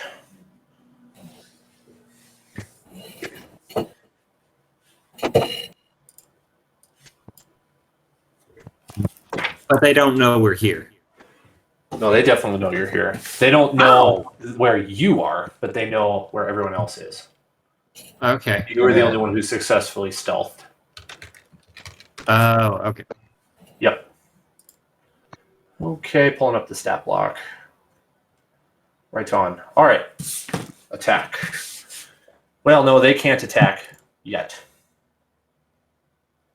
They're going to move 20 feet. Each square is 5 feet. Mm-hmm. That concludes the frog's turn. Guy, it is your turn, my guy. Ah, yes. Okay. I am going to... Hmm. Mm.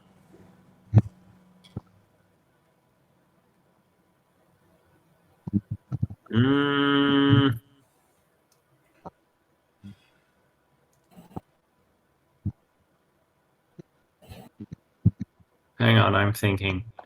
I can hold my action, right? If I You may, if you want. You can hold your action, or you can ready one as a reaction. Yeah, I would like to ready. I would like to ready a longbow shot.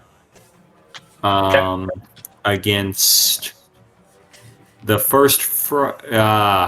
They're all clustered together. They're working as a team.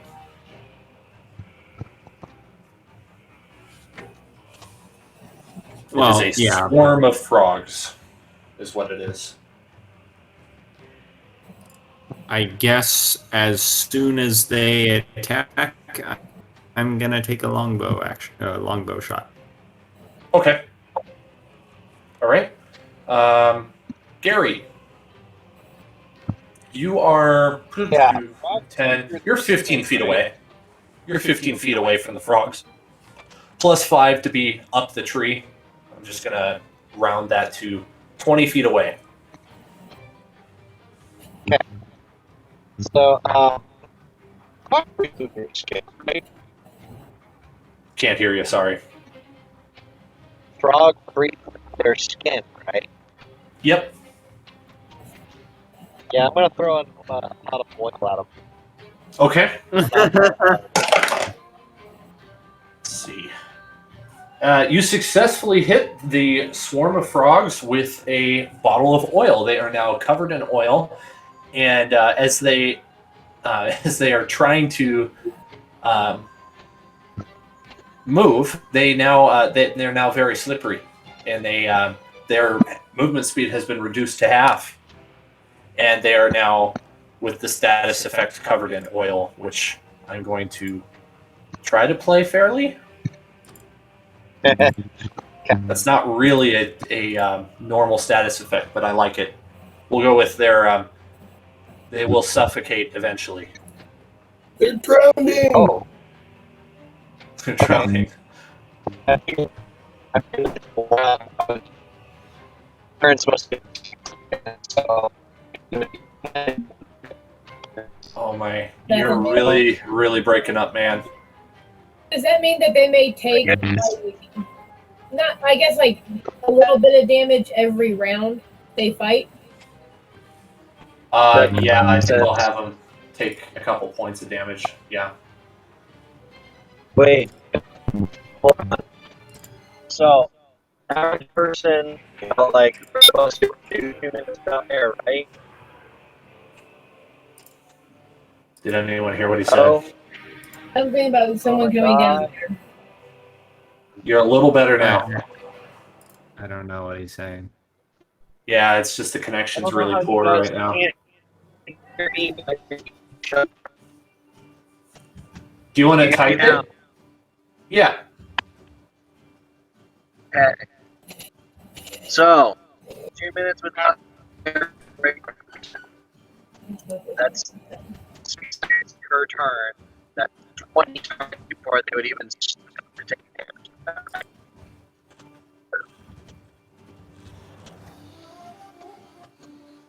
I'm sorry, your connection is just it's not enough. I don't know if you guys can hear me. I can hear everything you guys are saying. It starts off good, and then you get a couple sentences in, and then it starts cutting out all over the place. Regular person, 2 minutes without error. 1 minute, 6 seconds. 2 minutes. I see what you're saying. Okay. Okay. Thank you. Elvira?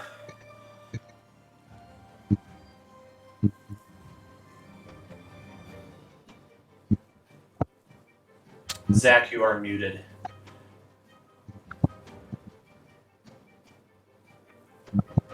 Sorry about that. This is time for Firebolt. Firebolt. Okay. On the frogs. Yes. That I are love this idea. Does a 17 hit? Yeah, it does. How How much damage does that do? Let's find out. Ooh, 9 damage. Woo! Okay, and they're on fire now. All of them are on fire now, yeah. So, Legs. where in the world? There we go. Okay. This was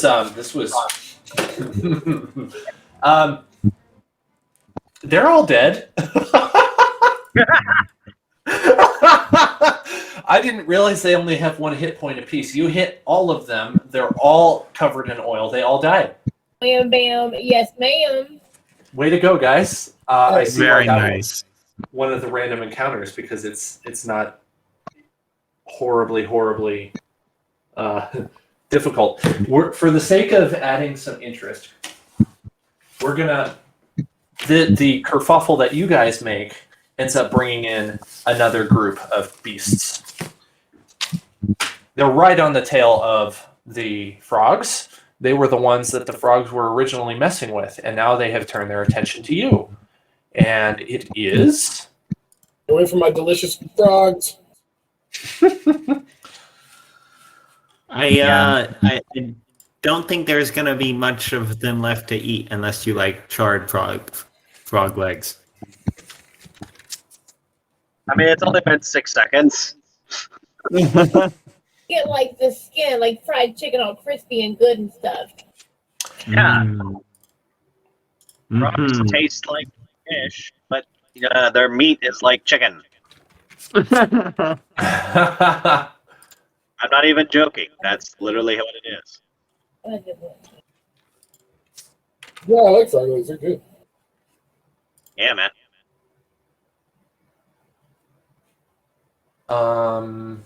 Google apparently doesn't know what wasps look like. Oh no! Oh! I see. Huh. It also doesn't know what bees are.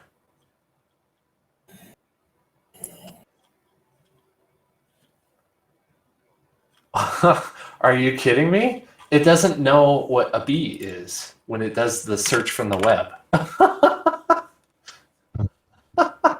It can find it in the premium stuff, but not in the web. Can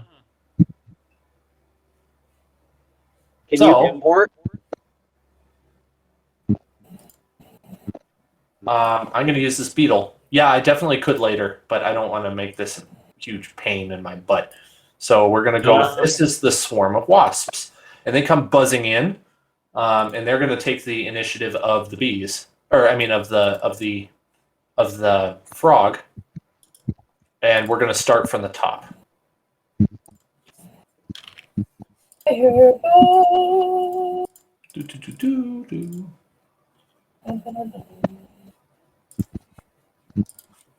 Bees. Not bees, wasps. Wow, they don't go 2, 3, 4, 5. They fly over to Elvira and they start biting.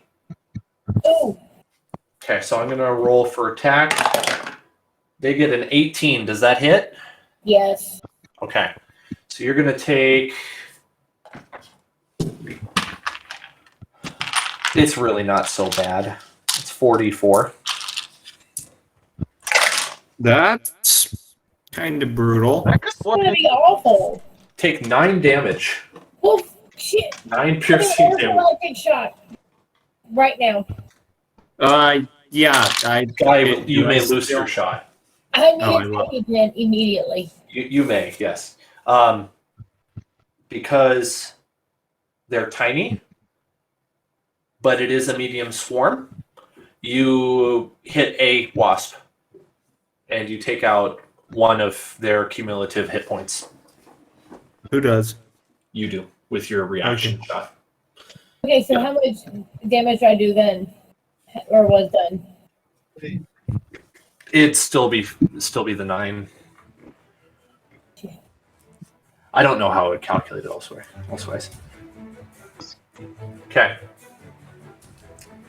That moves the turn to Guy. Guy, you get to go again if you want. Awesome. Because that was just a reaction. So I can only at max deal 1 damage. With the bow. Huh. And if I went in there with my sword, I could kill more. Perhaps. They have resistance to certain damage types. This is probably something you might be a little unfamiliar with from your limited experience in D&D. These guys have damage resistance to certain types of damage. Well, no. I know what that is. Okay.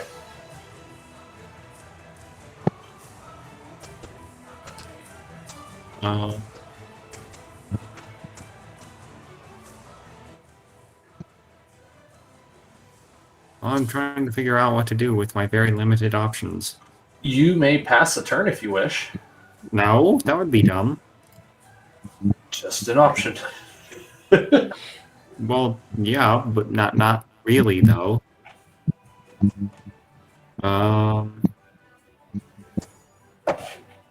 You may fight to run away.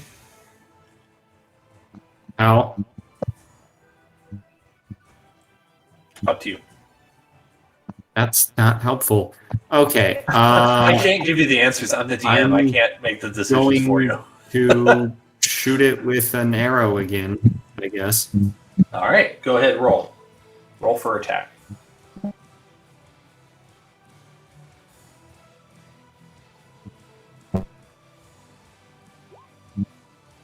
That is a 19 plus 3, so dirty You hit. 22. You hit and you knock out another wasp.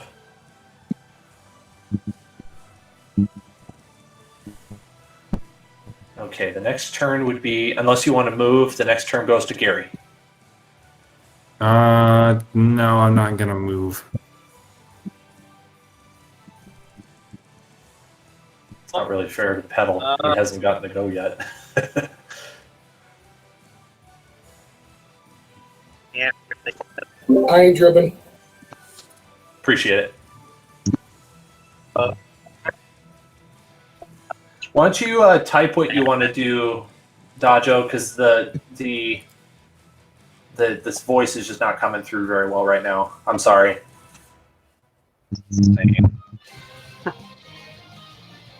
I'll do whatever it is you want to do while you type. I could maybe move to. No, I'll just give them a second to type it. I'm going to need to figure out a solution to this problem.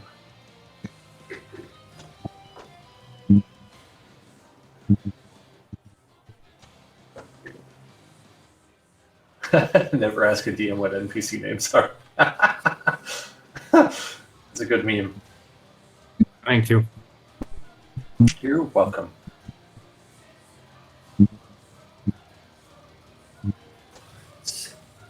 Yeah. Okay. You are suspended by a branch of Elvira's tree. And that would be your action, so it is now Elvira's turn. What? Thank you. Appreciate it.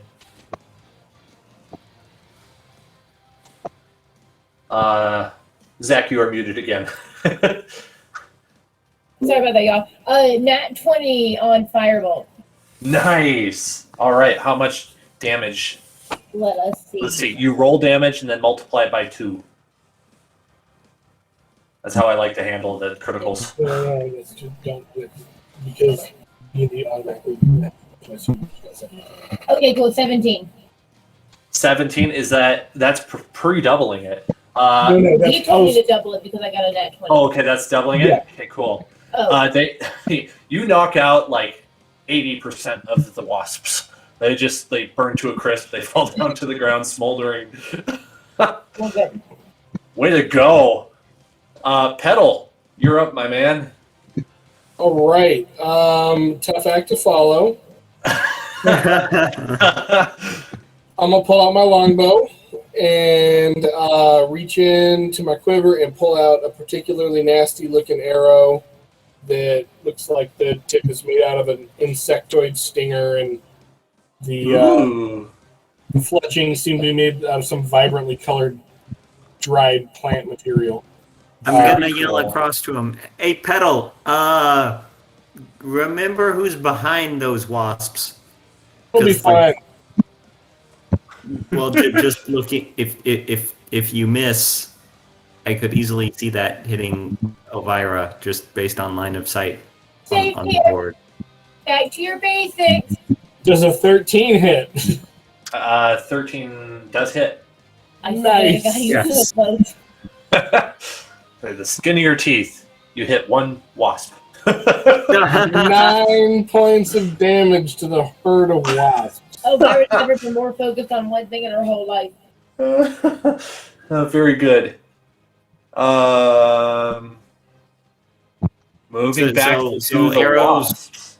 Arrows only deal 1 damage to the wasps. Okay.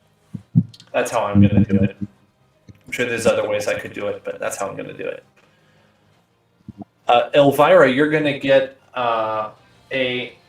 another bite, but this time it's not nearly as No, okay, this strong. time I'm going to throw up, use a spell slot to throw up shield as a reaction. Awesome. Does that make it disadvantaged for their attack, or does it increase the AC? Hold on, one reaction which you take when you are hit by an attacker targeted by the magic missile. An invisible barrier of magical force appears and protects you. Until the start of your next turn, you have +5 bonus to AC. Okay. So I'm guessing a 14 doesn't hit then. Nope. Perfect. They harmlessly, well, not harmlessly to them, but to you, bounce off of that wall. And this enrages them, but nothing else. Like wasps hitting a windshield. Guy. Because I will forget about this question later on. But can I wait until they roll hit die to see if I throw up the shield, or do I have to do it and then see what they roll? I think it's beforehand. Okay, Oh, I think it is too, actually. I think. that would make a lot of sense. Yeah. Okay. Okay. You did that Guy, right. Good job. is it my turn? It is your Yes. turn. Okay. He doesn't want to waste any more arrows, so he's going to drop from the tree, pull out his long sword and his shield, and then move over to be within range of wasps, and basically just start waving his sword around in the air, trying to cleave Okay. as many of them as possible. Roll attack at disadvantage, please. Natural 1. Ooh. Well, you just trimmed the tree a little bit, and your sword gets kind of embedded in the tree trunk for a second. It takes you a moment to get it free, but you do not do any damage. Okay. And Gary's turn. He's going to attack the wasps with his rapier. All right. And your attack roll is... I hope your bonus +2, 8. Nope, sorry, you missed. It was a good try, though.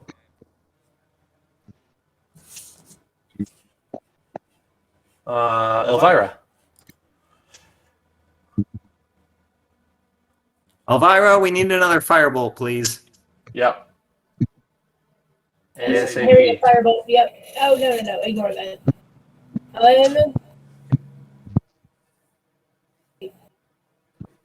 I rolled damage first on accident. Does a 15 hit? It does.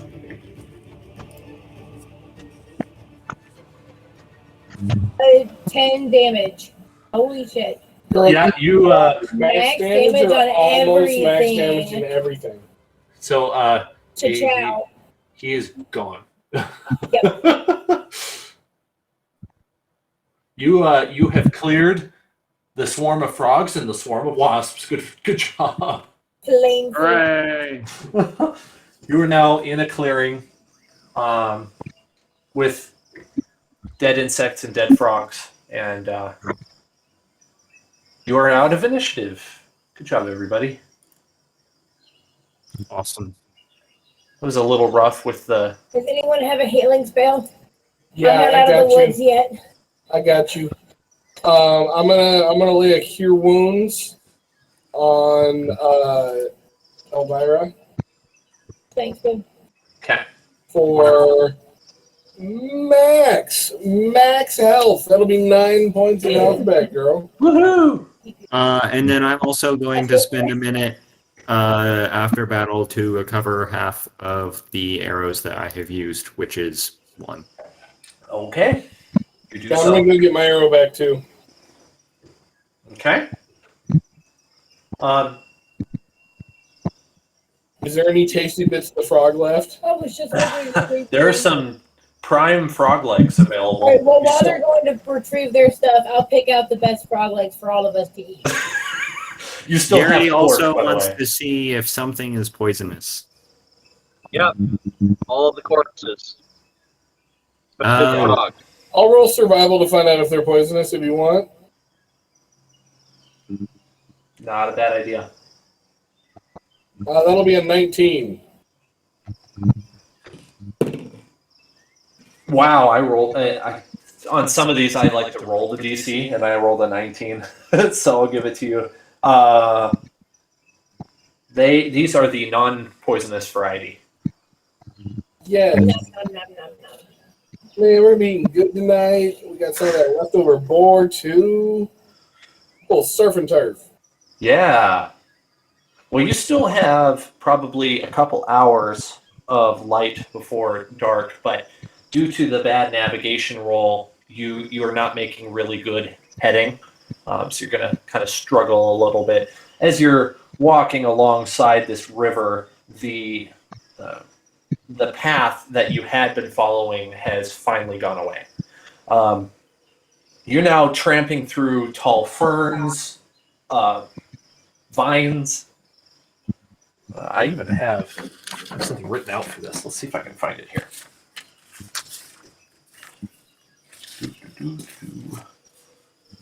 So we're traveling during the day.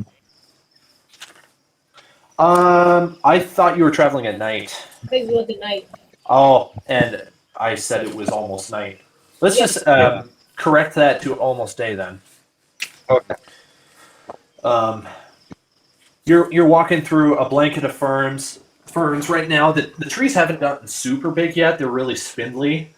There's a lot, but they're still the same like jungle type as the big trees that you know are coming soon. They have the really big fronds. The soil, as you're walking through, I don't know if it's due to your dark vision or if you're carrying a torch. Is anyone carrying a torch? Oh, I can carry one. I'll light one up. Okay, good. Then you aren't gonna suffer as much in perception checks, and you'll get to see a little bit more. Everything's very vibrant green color. You hear the sounds of lots of little bugs in the air. But they're more like mosquitoes. Gonna have, I almost said resilience check. That's the wrong system, Dan. Welcome to my world. We'll have you roll a Constitution saving throw. As you're walking, you pass into an area that's pretty full of stagnant water. So there's a lot of insects hanging around, and see how you hold up to some insects. And I'll roll for Gary. Gary gets it. 10. What'd you get, Elvira?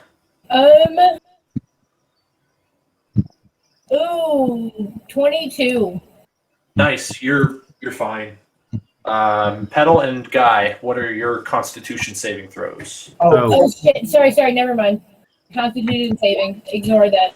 Oh. I only got. I don't know why I had survival in my brain. A 6. I only got a 6. I may not be that great. Oh, okay. I got dirty 21. You're fine. I got a 16. You're fine. Gary's fine by the skin of his teeth. Elvira, you're going to take a little damage. You're going to take 3 piercing damage from mosquito bites. Yep. And that's all that happens with that. Gary, let's roll around in the mud real quick, so that won't be happening as much. Smart. I'm gonna ask him, Gary, why are you rolling in the mud? That's gonna get all in your fur, isn't it? Gary's gonna nod and go, you remember the mosquitoes? You did fine, but maybe not later. Guy is probably gonna follow suit and roll in the mud too. Wait. Actually, Guy was fine. Never mind. Okay. Roll perception for me. All of us? Somebody. It could be all of you if you want. I got it. Could be the navigator. Perception. Ooh, I rolled a 21. Ooh, I got that's a good. 17. That's also good.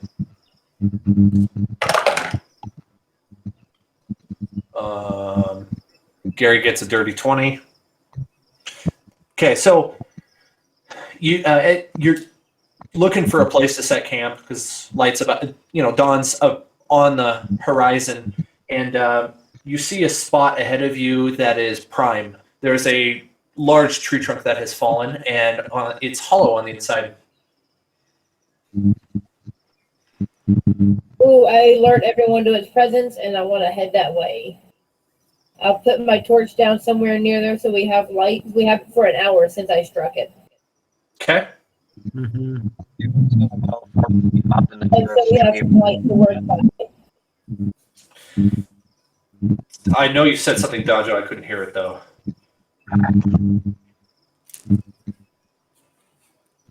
Maybe what I might do is figure out a way for him to call in that doesn't take so much bandwidth. I wonder if Google, what's it called? Google Hangouts might be better. I don't know. We could give that a shot. In my other game, we have some people that do remote that are kind of out in the sticks a little bit, and we've had pretty decent success with Skype. Skype? Okay. Maybe let's try Skype next time. Okay. Because that would really help this out a lot and it'd be less frustrating for him. Yeah. I can hear it just fine. You guys can't hear me. Yeah, it's weird because it's just inconsistent. Sometimes I hear you, sometimes I don't. You're going 40 feet up the nearest tree to that area and setting your hammock there. Okay, so you're going to sleep in the air. gonna sleep way away from the ground, that's for sure. Okay. Up a fire on the I'm gonna ground make as I set up my bedroll. for the record, this is what Gary does when he sleeps every time. Mm-hmm. It's wise. You had a uneventful night or day, sleep time. This is really going to throw me off because I was expecting you to travel during the day, and so now it's a reverse of what I was expecting. You're welcome. I should have expected the unexpected. I mean, you gave me a note about this. I did. Oh my goodness. Okay, so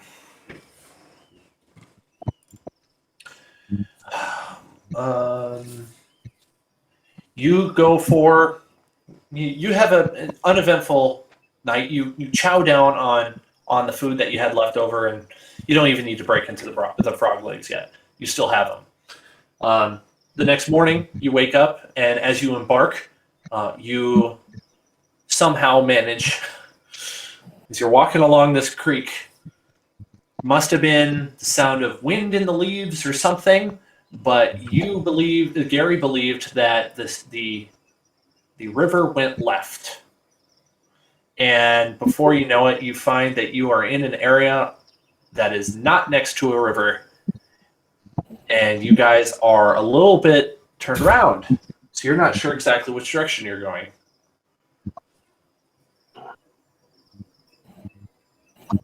That is unfortunate. It is a little unfortunate. Can you give us back a map of Chult? Oh, yes, I may. Maybe it'll still load? No, it's got to load again. Okay. Oh, cool. Still got the tiles on it. Nice. That's Gary climb up the tallest tree that he can see, and then scout out where that river actually is. Okay. I'll roll a perception check for you. That's an 11. Not the greatest, but as you get up, you notice an area where the trees are slightly less dense, and you put two and two together and realize that trees don't grow in the water, so it's probably that direction. And you are able to get back on your main course. You're back along the river, but unfortunately, you only go 5 miles today instead of the 10, just because of that little detour you took. Fine. Okay.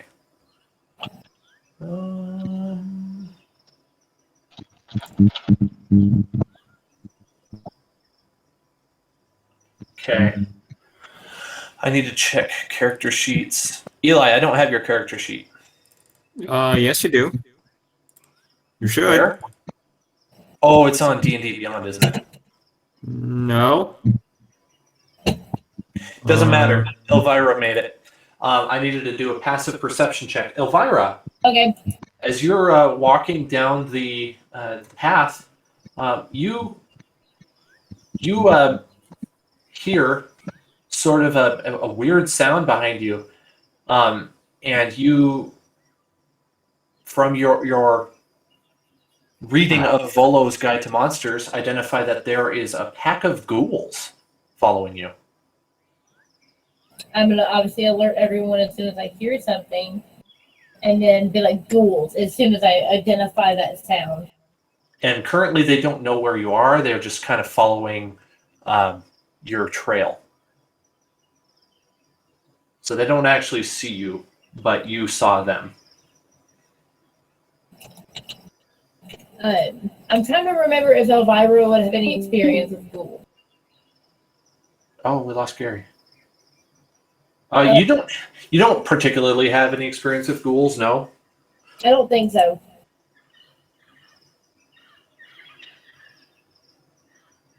One second. Let me do some research. I could let you know They're vaguely humanoid. They're classified as undead, and they like to eat people. Nope. I don't believe I do.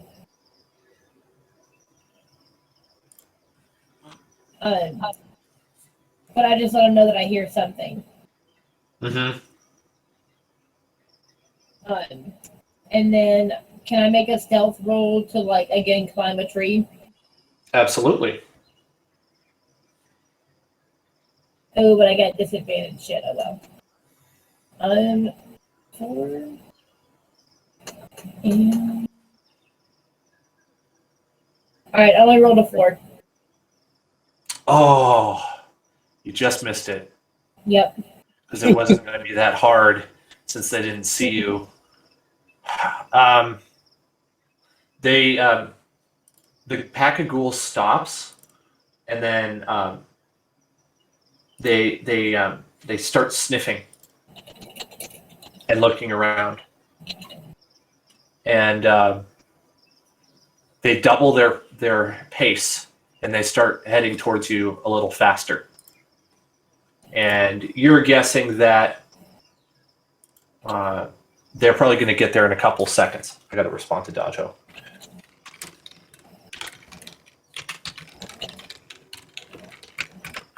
I'm going to...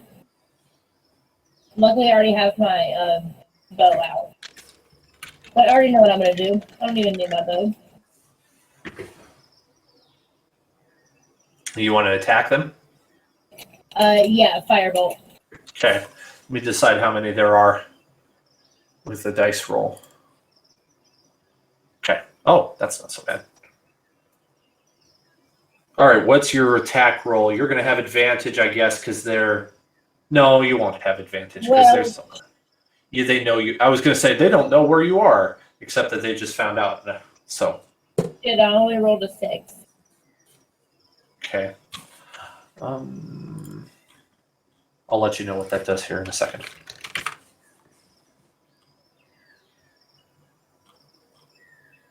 That does not hit. Yeah, I imagined. Instead, what happens is it zips past the first one and buries itself into a tree trunk, at which point all 3 of them, so you know there's 3, look straight at you. They now know where you are. They heard the twang of the bowstring, and we're now going to move back to the random battle map. I'm not going to draw it this time though.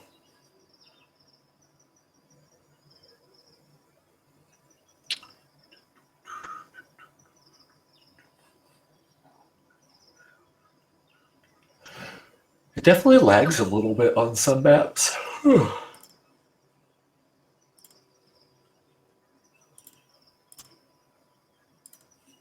There we go.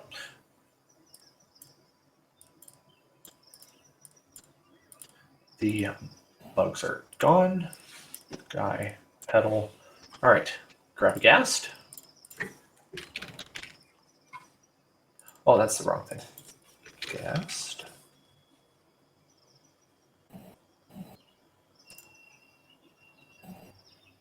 Oh, Google is no help.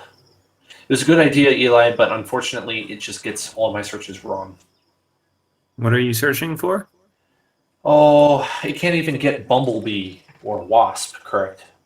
It's giving me building pieces and like jars, clay jars and stuff like that. It's weird. Yeah, I don't really understand what's going on. I'll go to the free assets though.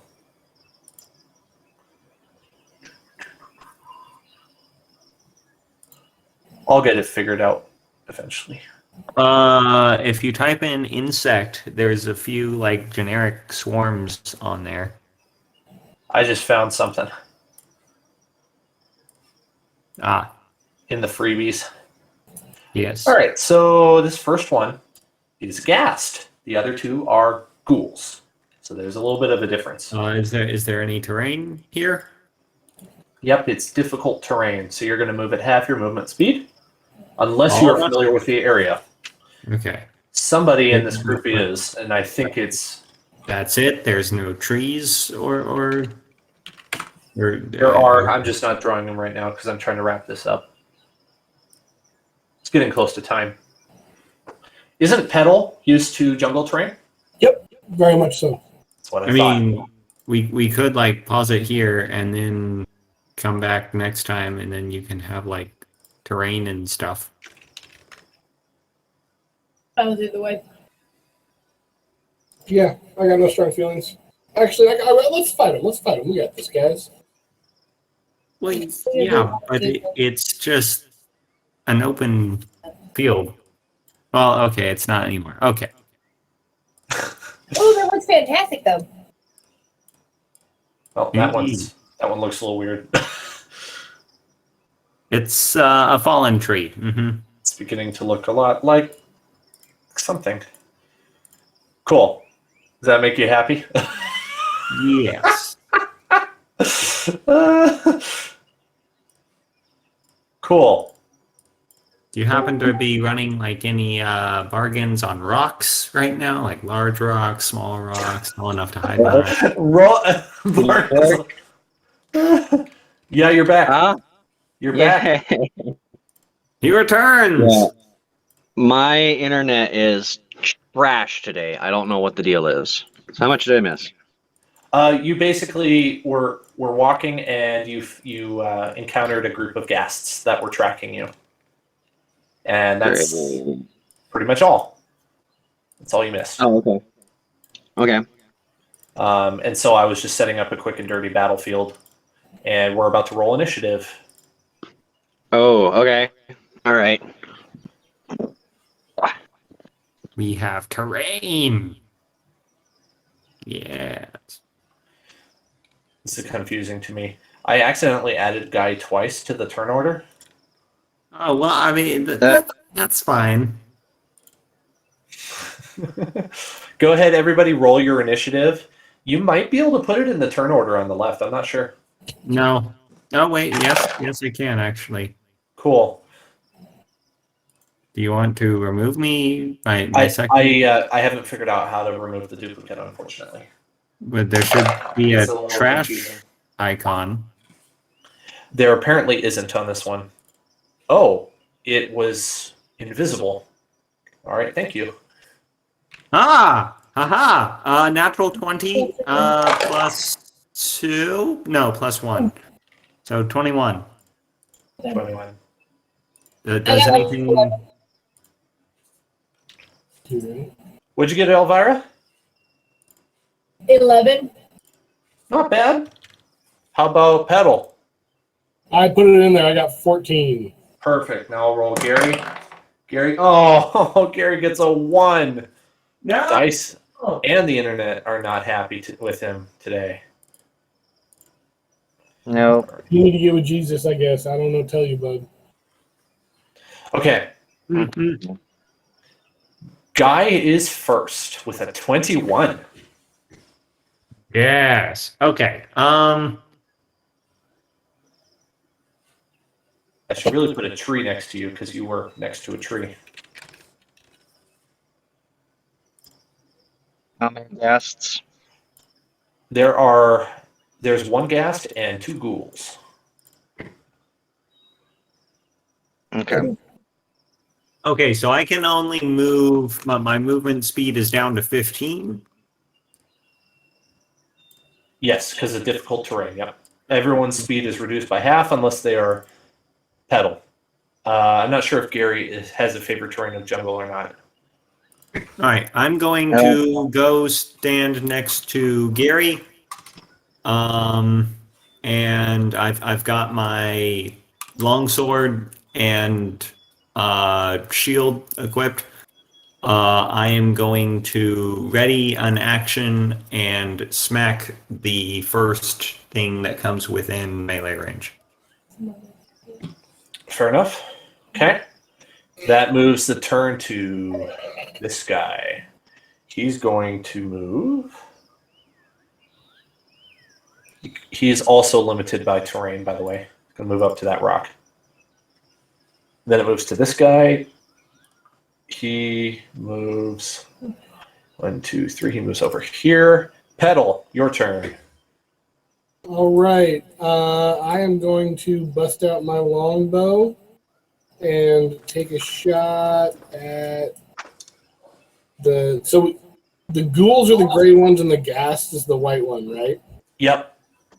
I'm gonna take a shot at this ghoul who's getting up closer to Gary. Sounds good. By the way, the rocks give cover if you want them to. I was gonna say bonus action. I'm gonna cast Hunter's Mark. Okay. And then action longbow attack. Wait, is it a bonus action to cast or to move it? Bonus action to cast it. Okay. All right. What's your attack roll? 19 That hits. for 4 damage. Oh wait, now I get to roll Hunter's Mark damage too.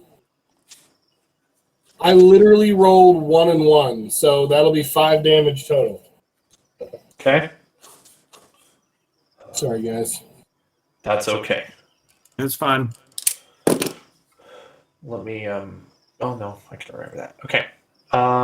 Elvira, your turn. Alrighty. Gary's pretty short, isn't he?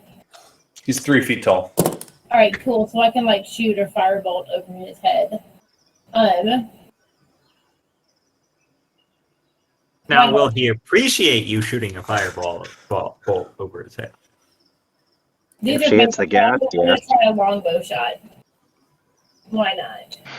He probably appreciates it more than a ghast or a ghost to the ghoul to the face. Probably, hopefully. Probably, yes. Does a 10 hit? A 10 just barely misses. You impact the rock to the left of the ghoul, and the rock breaks in half. So. God, you're so short, Gary. And I pat him on the little head. I like that little kitty scratch, like right between the ears. The one that causes them to like look up all the time, like automatically. Yeah, but I've got a leather cap on. I don't know that you would be able to get to my ears. Oh. I licked it off. No. Give me them ears, boy.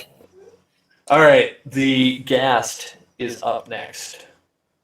Ghast does. Okay. 1, 2, 3. Guy, go ahead and use your reaction on the ghast. Yes. I got a 9. 9. No modifiers? That's with modifiers. Oh. You do not hit, sorry. Yep. The ghast is going to return the favor.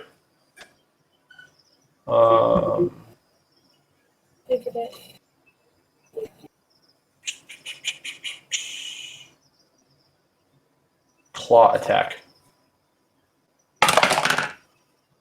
Does 19 hit? Yes. Okay.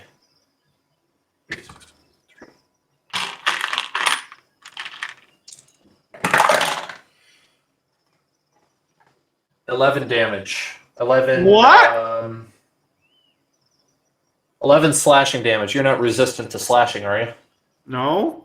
Okay. He is dead now. These things hit hard. You, on your next turn, must succeed a DC 10 Constitution saving throw, or be paralyzed for 1 minute, which would be a turn. So next turn, you're going to have to 1 succeed minute that. would be 10 turns.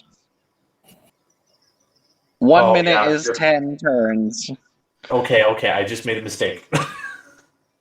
No, I know. It's just kind of important. Yeah. I had it confused with the other the other Constitution saving throw that you must do at the start of your turn as well, along with Gary. Speaking of which, it's Gary's turn. Roll Constitution saving throw to start. Okay. You get a nat 20. You're fine. Thank God. All right. Yeah. Am I engaged in combat with anything? Not No. yet, no. tree now. Let's see. 1, 2, 3. You're able to get to the base of a tree. Okay. And how far does that put me from the nearest ghast? It puts you From the ghast, you are 5. 15. Well, that's from a ghoul. From the ghast, Oh, it's gas. Sorry. Oh, ghast. Sorry. 25. 25. Yeah, okay. I would like to do whatever check it takes to get up that tree to use all my action. Like, actually, hold on. Don't I have a like a combat speed thing where I go twice the speed? You do. Thank you for reminding me. Yeah, You make it into the tree. yeah, sweet, cool. I'm gonna pull up. So is that all my just my movement then? Since I have that? Yeah. Yeah, I had forgotten about that, so yes. No, it's totally fine. I did too. See, I'm gonna use that, and then I am gonna pull out my little short bow, and Okay. I think that's all I can do, That's correct. which is much better than letting that ghast get anywhere even remotely close to me. You are in tree. Okay. Yeah. Guy, it is your turn. Roll a Constitution saving throw twice. twice. Yep. Is that with disadvantage? No, just 2 separate ones. You just unfortunately have 2 of them. Okay, so you beat I the got first one, which means 16 and a 9. so I'm going to say you are not paralyzed. However, you have been poisoned until the start of your next turn, and the poison damage is. Oh, it doesn't say what the. Oh wait, Zach, it doesn't say the poison damage. What would you do? It doesn't say how much poison damage. Yeah, it doesn't. Typically 1 per turn, That's what I unless you thought. know differently. Usually, I like 1d4. Like poison damage is. We're 2nd level characters, so Yeah, that makes sense. Okay, so so you take 2 damage, 2 poison damage. Dang. And that will go away at the start of your next turn, but you may Oh. move and use action now. What do you mean? I take 2 poison damage right now? Yep, that's a consequence of stench. It's just a passive effect from the gas. Hey, I am going to use second wind. Okay. What's that do? On your turn, you can use a bonus action to regain hit points equal to 1d10 plus your fighter level. Okay, so Smart. I'm almost dead. So, I regain 3, Okay. and I can't use that Might I again. I cannot use that again until a long rest. Or no, a short or long rest. Okay. Then I am. Can I? Would anything happen if I moved on top of the rock? I haven't decided how tall the rock is, so I'd say So I probably- would think it'd be like 5 or 10 feet tall. I'm going to go with 5. So you'd be 5 feet farther away from it, which makes it harder for it to hit you. What? Okay. But would I have like any high ground advantage against it? No. No? You'd just be further away from it. No cover, because it's not technically covered to be on top of it. Well, yeah, I'm not asking about cover. I'm asking if holding the high ground against something makes it easier to hit in the head. No. Okay. Well, I'm going to move there and then attack it. And that doesn't hit either. Oh. I'm gonna use action surge, which I also can't use again. Okay, let's see. Second wind. Action surge. Take one additional action. Okay. You must finish a short or long rest. Okay, so I'm gonna roll again. No. What? Okay, 17. Does that hit? Yep. Awesome. And then guy 4 damage. Okay. We'll record that. I am guessing that's the end of your turn, correct? Correct.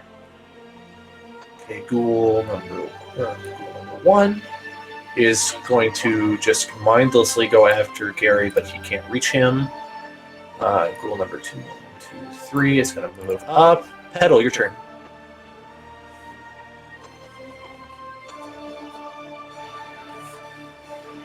I'm guessing he's muted again. Mm-hmm. No, you're moving though. Oh, he's Sorry, I'm gonna move. I'm gonna move my full movement. Oh, yeah, just 30. Okay.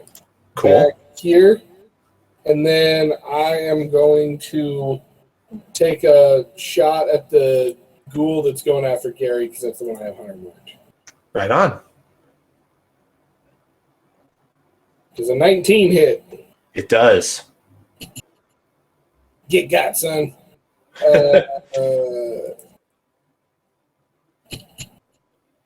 Son of a gun. All right, 8 points of damage. Nice. Let's see here. Looking good. Nicely done. Is that the end of your turn?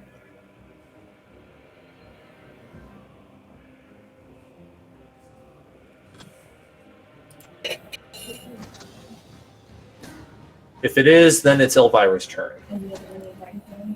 I'm going for the one right in front of me. Okay. This one right here? Mhm.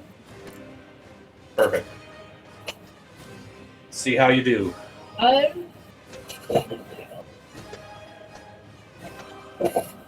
Wait, what if I went for the one that is also going after Gary? If I back up, can I back up 1?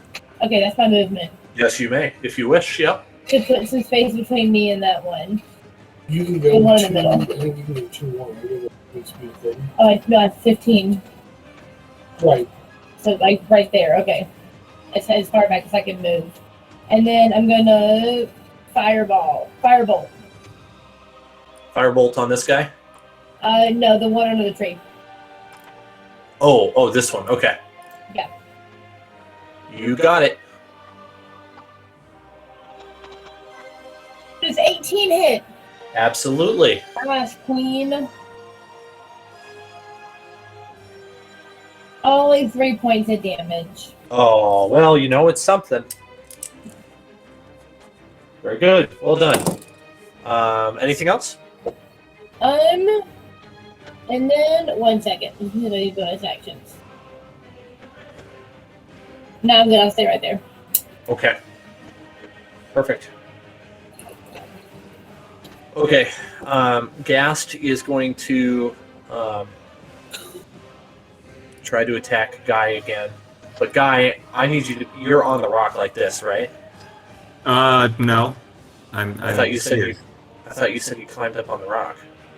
Well, no, because you didn't tell me that I got anything for doing that. Well, I said you'd be further away from him. That's what I said. Good. Okay. Okay.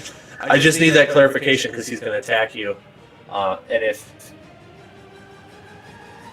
you are out of range, so he misses. Well, then how was I... What? How was I able to hit him? I don't know. I thought you attacked him and then climbed up on the rock. Wait. I can attack and then move? Yeah. Oh! You can, move, attack, and then Right. continue your movement. Right. Okay. I was thinking XCOM. Okay, that's right. Attacking Okay. does not end your movement. That's right. Okay. Good. Gast misses. It's Gary's turn. So Gary is going to prepare his bow for a shot against whichever ghoul or ghast makes the next attack on someone. All right. Anything else? How? I'm up the tree like 20 feet or something, right? Yep. Yeah, I'm good. Donjo, the next whatever it is, ghast or no ghoul, would be the one Yeah. closest to you. So I mean, is it attacking me It's in the trying- tree? It's trying to. It is trying. Is it climbing? It hadn't quite gotten close Okay. enough yet. It didn't have enough movement speed to do it yet. So wait, What? is this thing climbing? It is about to get to the base of the tree and start swinging, but it can't hit you because you're 20 feet up, and the thing cannot climb. Okay. So yeah, if it's not climbing, I'm set. I'm just waiting until one of those things is going to try to attack someone, and as soon as it actually makes an attack, I fire my bow and try and end it. So are you counting it trying to attack you but failing miserably? I don't care who is getting attacked, but more of like the moment one of them, any one of them, attacks an ally, I attack it before it makes that attack. Okay. okay. 3. Well, none of them have attacked yet, so it is now Petal's turn. All right. Wait. Why is it? Yeah, Because I just moved the ghouls, that's why. But I go before the ghouls. Oh, you know what? You're right. I made a mistake. Guy, it's your turn. Okay. That's my bad. I missed you in the initiative. Sorry. So do I take more poison damage? Nope. Okay. That was the only poison damage you take. Now, you do need to roll another. No, you're 10 feet away. You're fine. You are not suffering stench. So, you may do what you please. Okay. I'm gonna move down and smack the thing again. Okay. That is 16. Does that hit? Success. Awesome. And 3 more damage. Okay. All right. Okay, then I'm going to get back up on the rock. Okay. Now the ghouls do the thing I wanted them to do. Yes. And now it's Petal's turn. Sorry for that. No worries.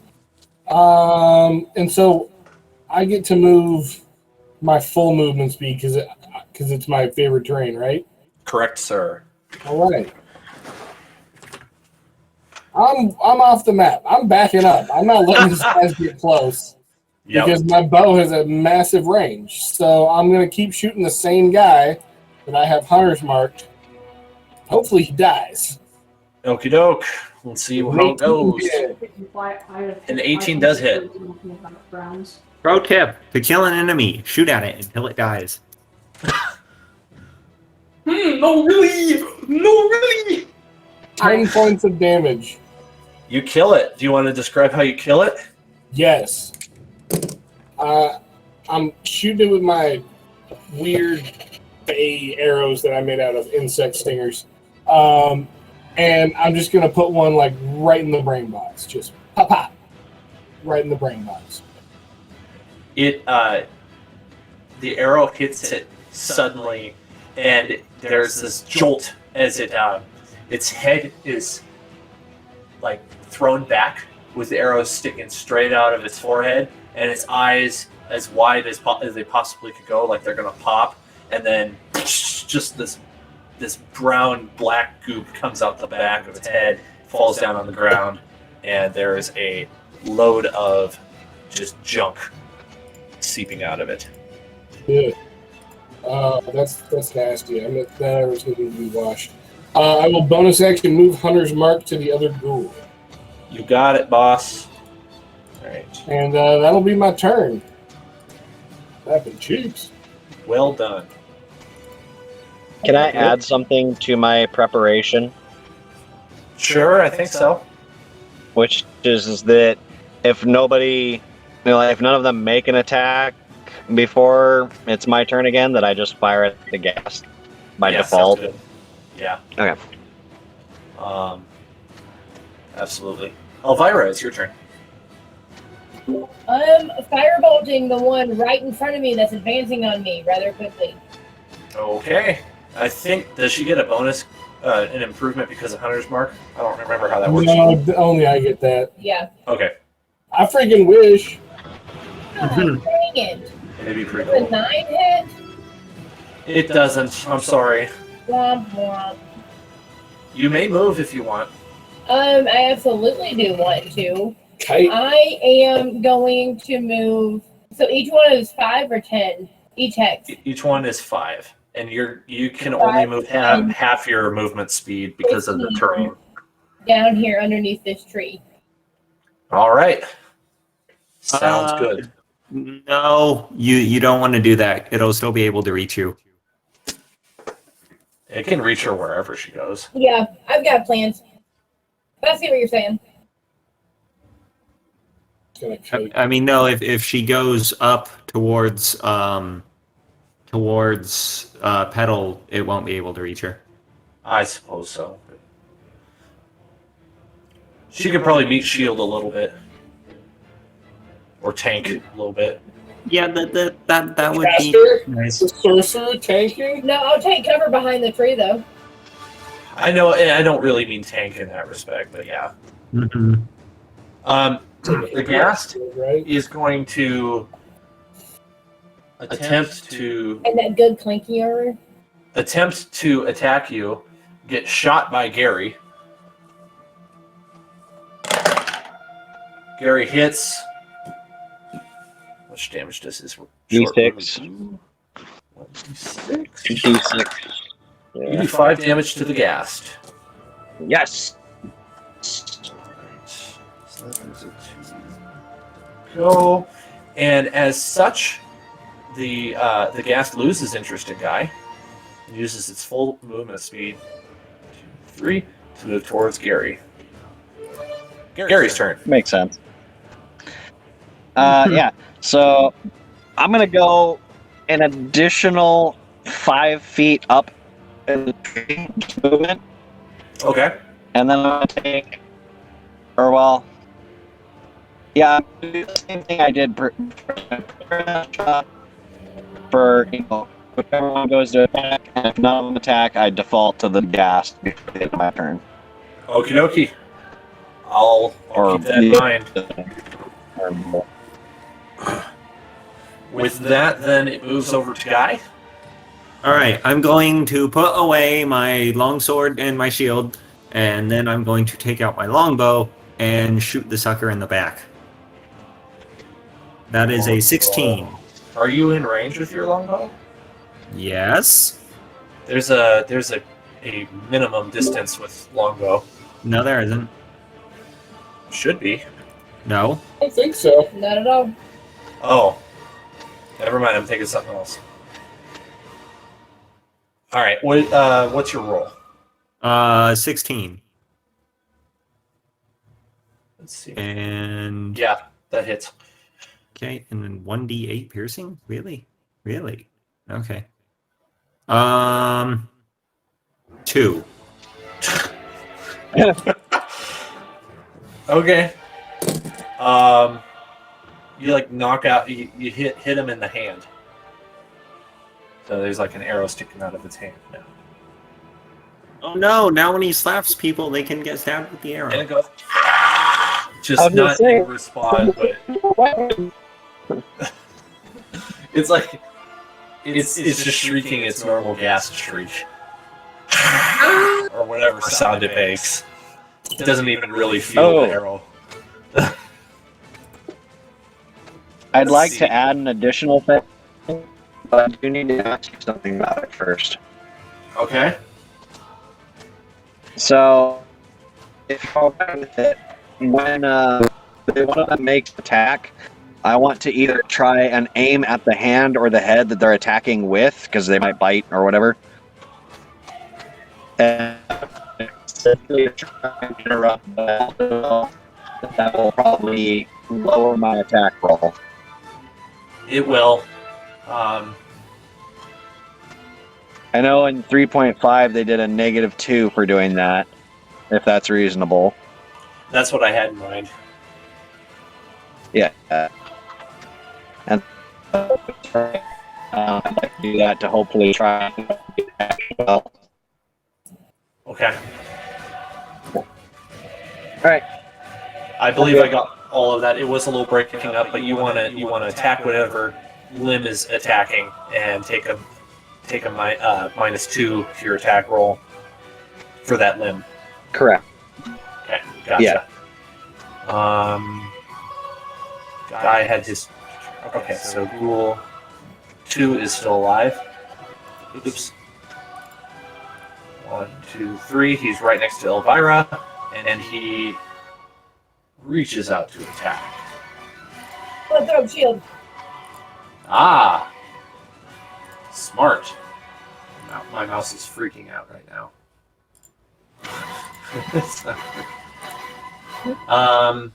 It adds 5 to your AC, correct? Oh, man. Ooh. It rolled a 6. So it does not hit you. Not at all. Yeah, it just swing and a miss. Like, it hits a low-hanging branch and his hand glances off of it. And instead of hitting you, it just, like, swipes above. And you feel the wind of its hand passing over your head. Ooh. I Ooh. shuddered just a little bit. Pedal. You're up. Alrighty, I am going to make a longbow attack against the one I have Hunter marked, the one that's going after Elvira. Okay. Yeah, that's what I'm talking about, Nat. 20, my guy. Oh, no! Oh, no. That'll be 20 damage total, including Hunter's mark. With the nat 1? What? Did you roll a nat 1 for attack? Is that what you said? No, I rolled a nat 20. Oh, I don't know how I got nat 1. Critical success, baby. Dang. Okay, one more time. What was the damage? 20 points of damage. And that's doubled? No, that's just total. 20 Okay. points of total. You wipe the floor. He's gone.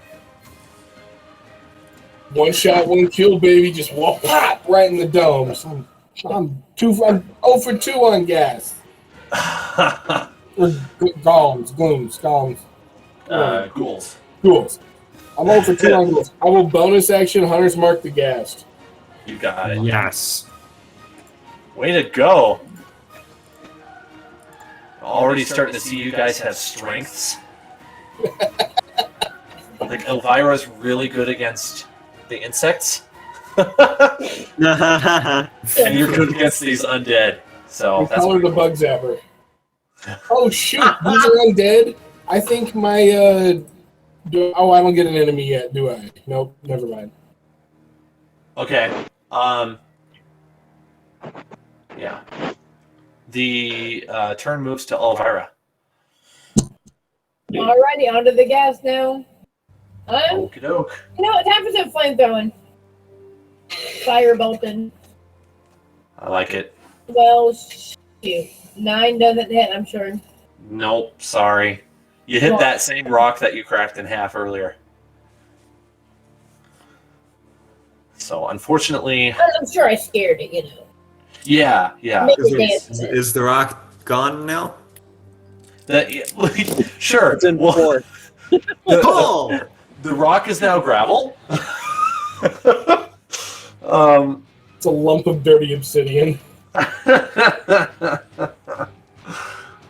Yeah, you Interactive discovered environment. a new power, which is just destroying rocks. The ghoul doesn't even blink. doesn't care. Are you done, Elvira, or do you want to move? Oh, yeah, I'm done. Okay, because you could move in the tree. You have enough. I think you have enough. No, I'm good. Okay. Ghoul is now a little confused, not sure which target, if it wants to go for Guy or Gary.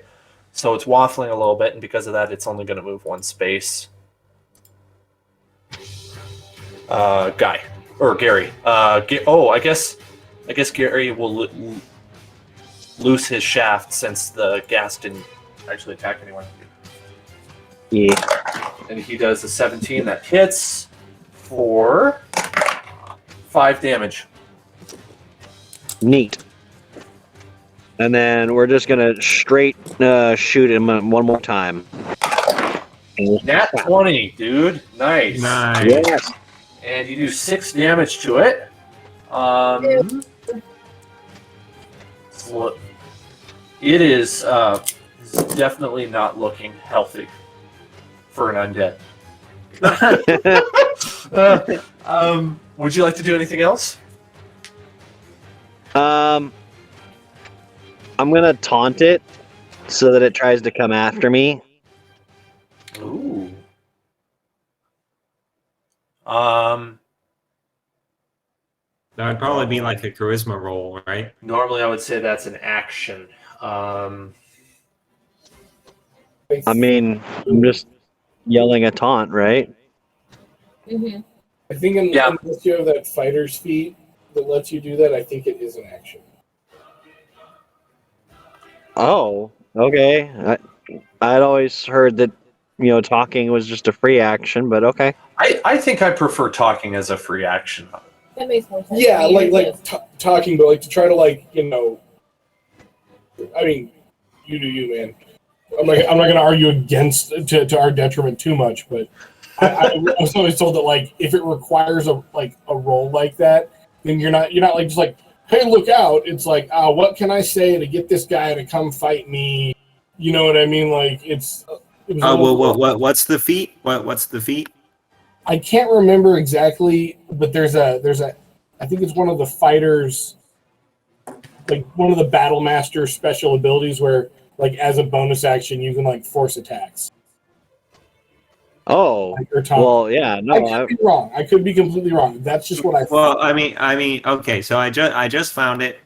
I will copy paste it, and like we can like use that as a benchmark, and maybe because he doesn't have the feat, his taunt is more difficult somehow. Oh wow, there's a feat for taunt. That's what I thought. No, I was just hoping to make some sound to like get its attention and have it be focused on me. That wasn't just. I didn't think it would have forced its attack or anything like that. That's totally fair, and I don't. Let's just say that's what happens. You get its attention. Yeah. That's what you're going for, right? Yeah, just so that it's more focused on me than others. But yeah, it sounds good to me. Guy, you may do your thing, Guy. Okay. All right. I am once again shooting the sucker in the back. No, you aren't. No, I'm not. Your arrow falls off the bowstring, and you dry fire your bow, and the string hits your arm and does one damage. Wait, what? Oh no. oh, Full layer of skin. I right felt off. that and it hurts so bad. As an archer, I feel. Dylan, Oh, I've been there. It hurts a lot. it does. From like 60 feet, we're like, ooh, that stings. I've done that. I think like everyone took a comical pause on the battlefield and was like, oh. Oh, even the ghast. Gas is like, dude, not fun. The string. Straight up not having a good time. I've only seen one thing that is, more painful than that, and along the same lines. But yeah, and there was a woman that was firing, and She didn't know where to angle her body, and it hit her chest. And ow! Ow. Yeah. That. Do you want to move, Guy? No. Okay. Pedal, you're up. Riggedy rock and roll. I'm gonna take a shot of this gas.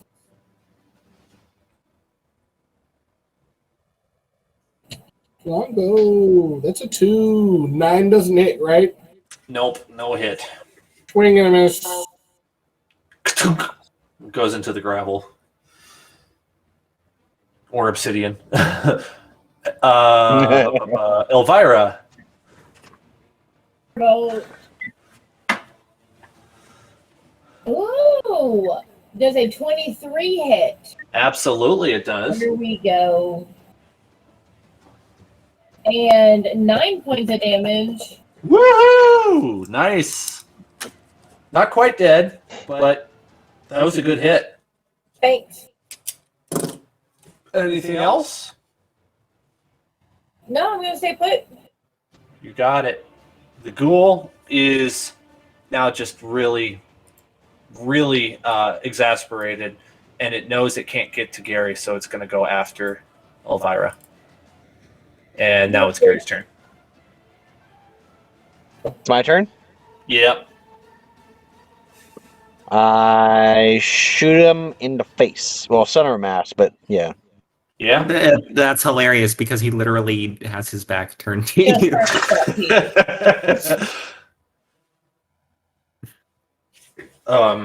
I forgot I have to roll for you. Sorry.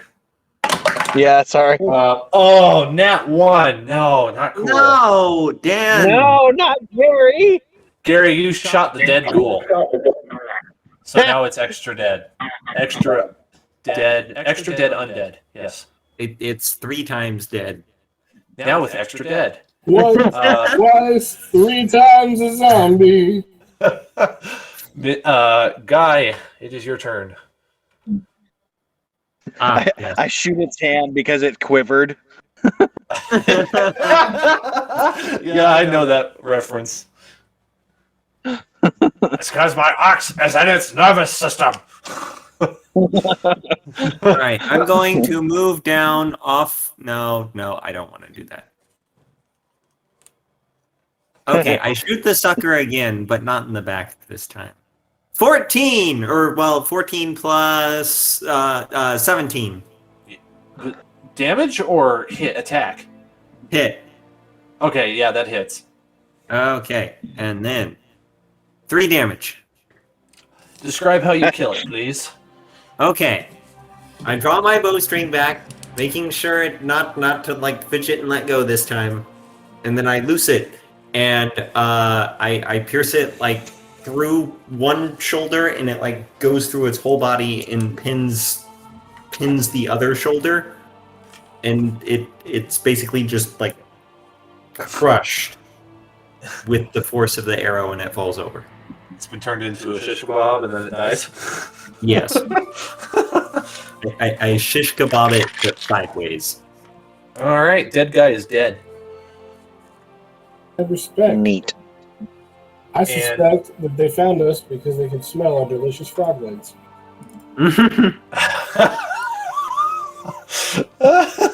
Make a lot of sense. We should probably eat those immediately. That's Devour what them I'm now. thinking. Gary nods vigorously. Take a nap. Okay, before we're done with this, I'm going to award the XP that you earned for the 2 encounters you did today. So somebody grab a pen and write this down. And it's going to be spread amongst the 4 of you, so you'll need to divide by 4 when I give you all of it.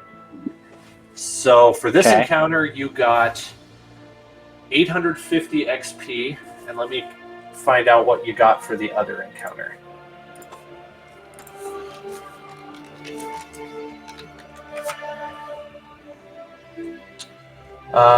Then another 100 XP for the wasps.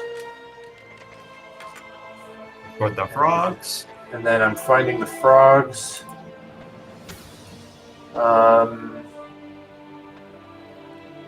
350 for the frogs. So if you add all that together, divide by 4, that's how much each of you get individually. So that's going to be 325. Sweet. That's Did what we you get guys experience last time? We didn't, and I don't. Did we have any fights? No remember. fights.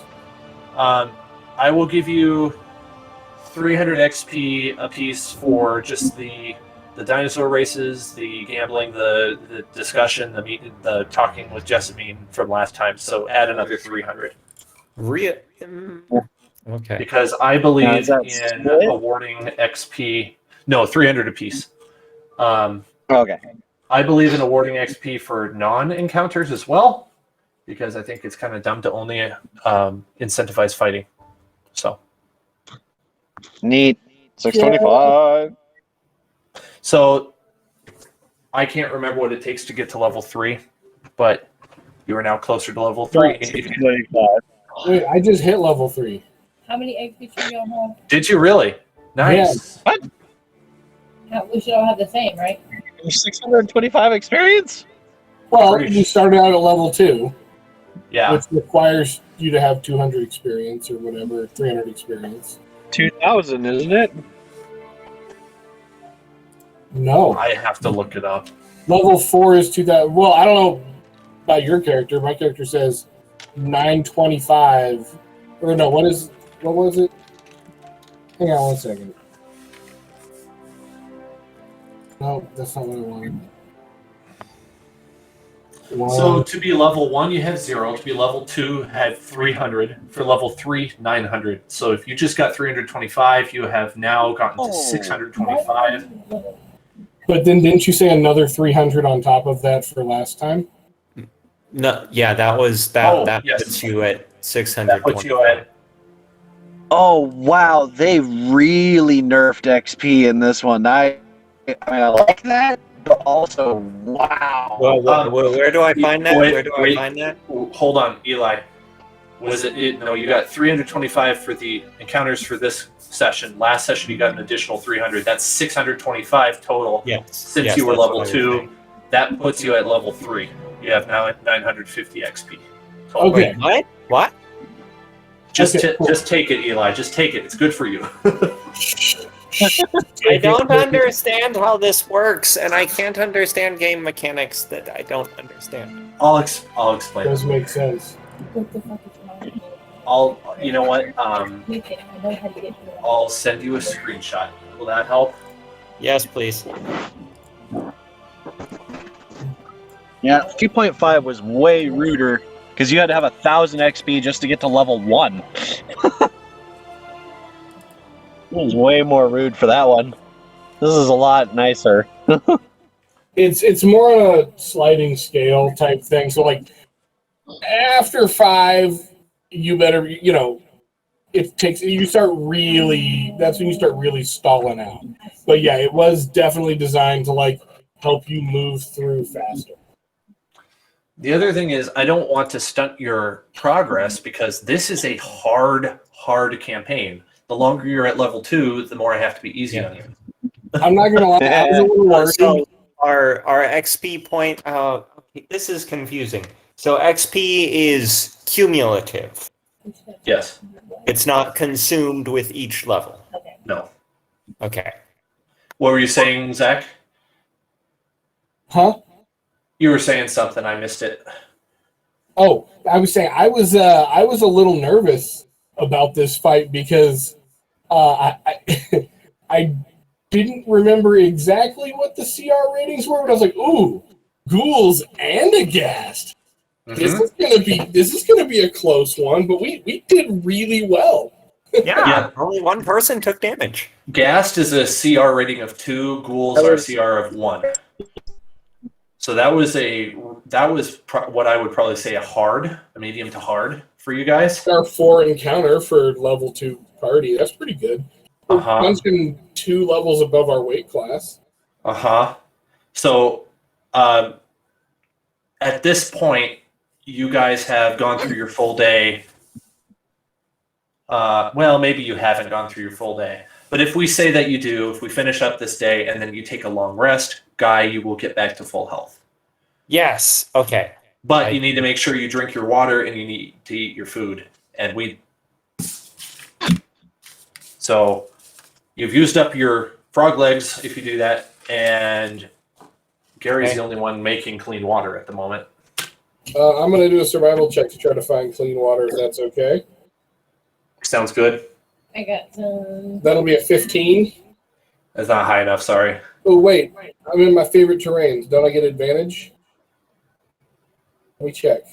Your character sheet would know better than I can off the top of my head. Yeah, where is it? Favorite terrain?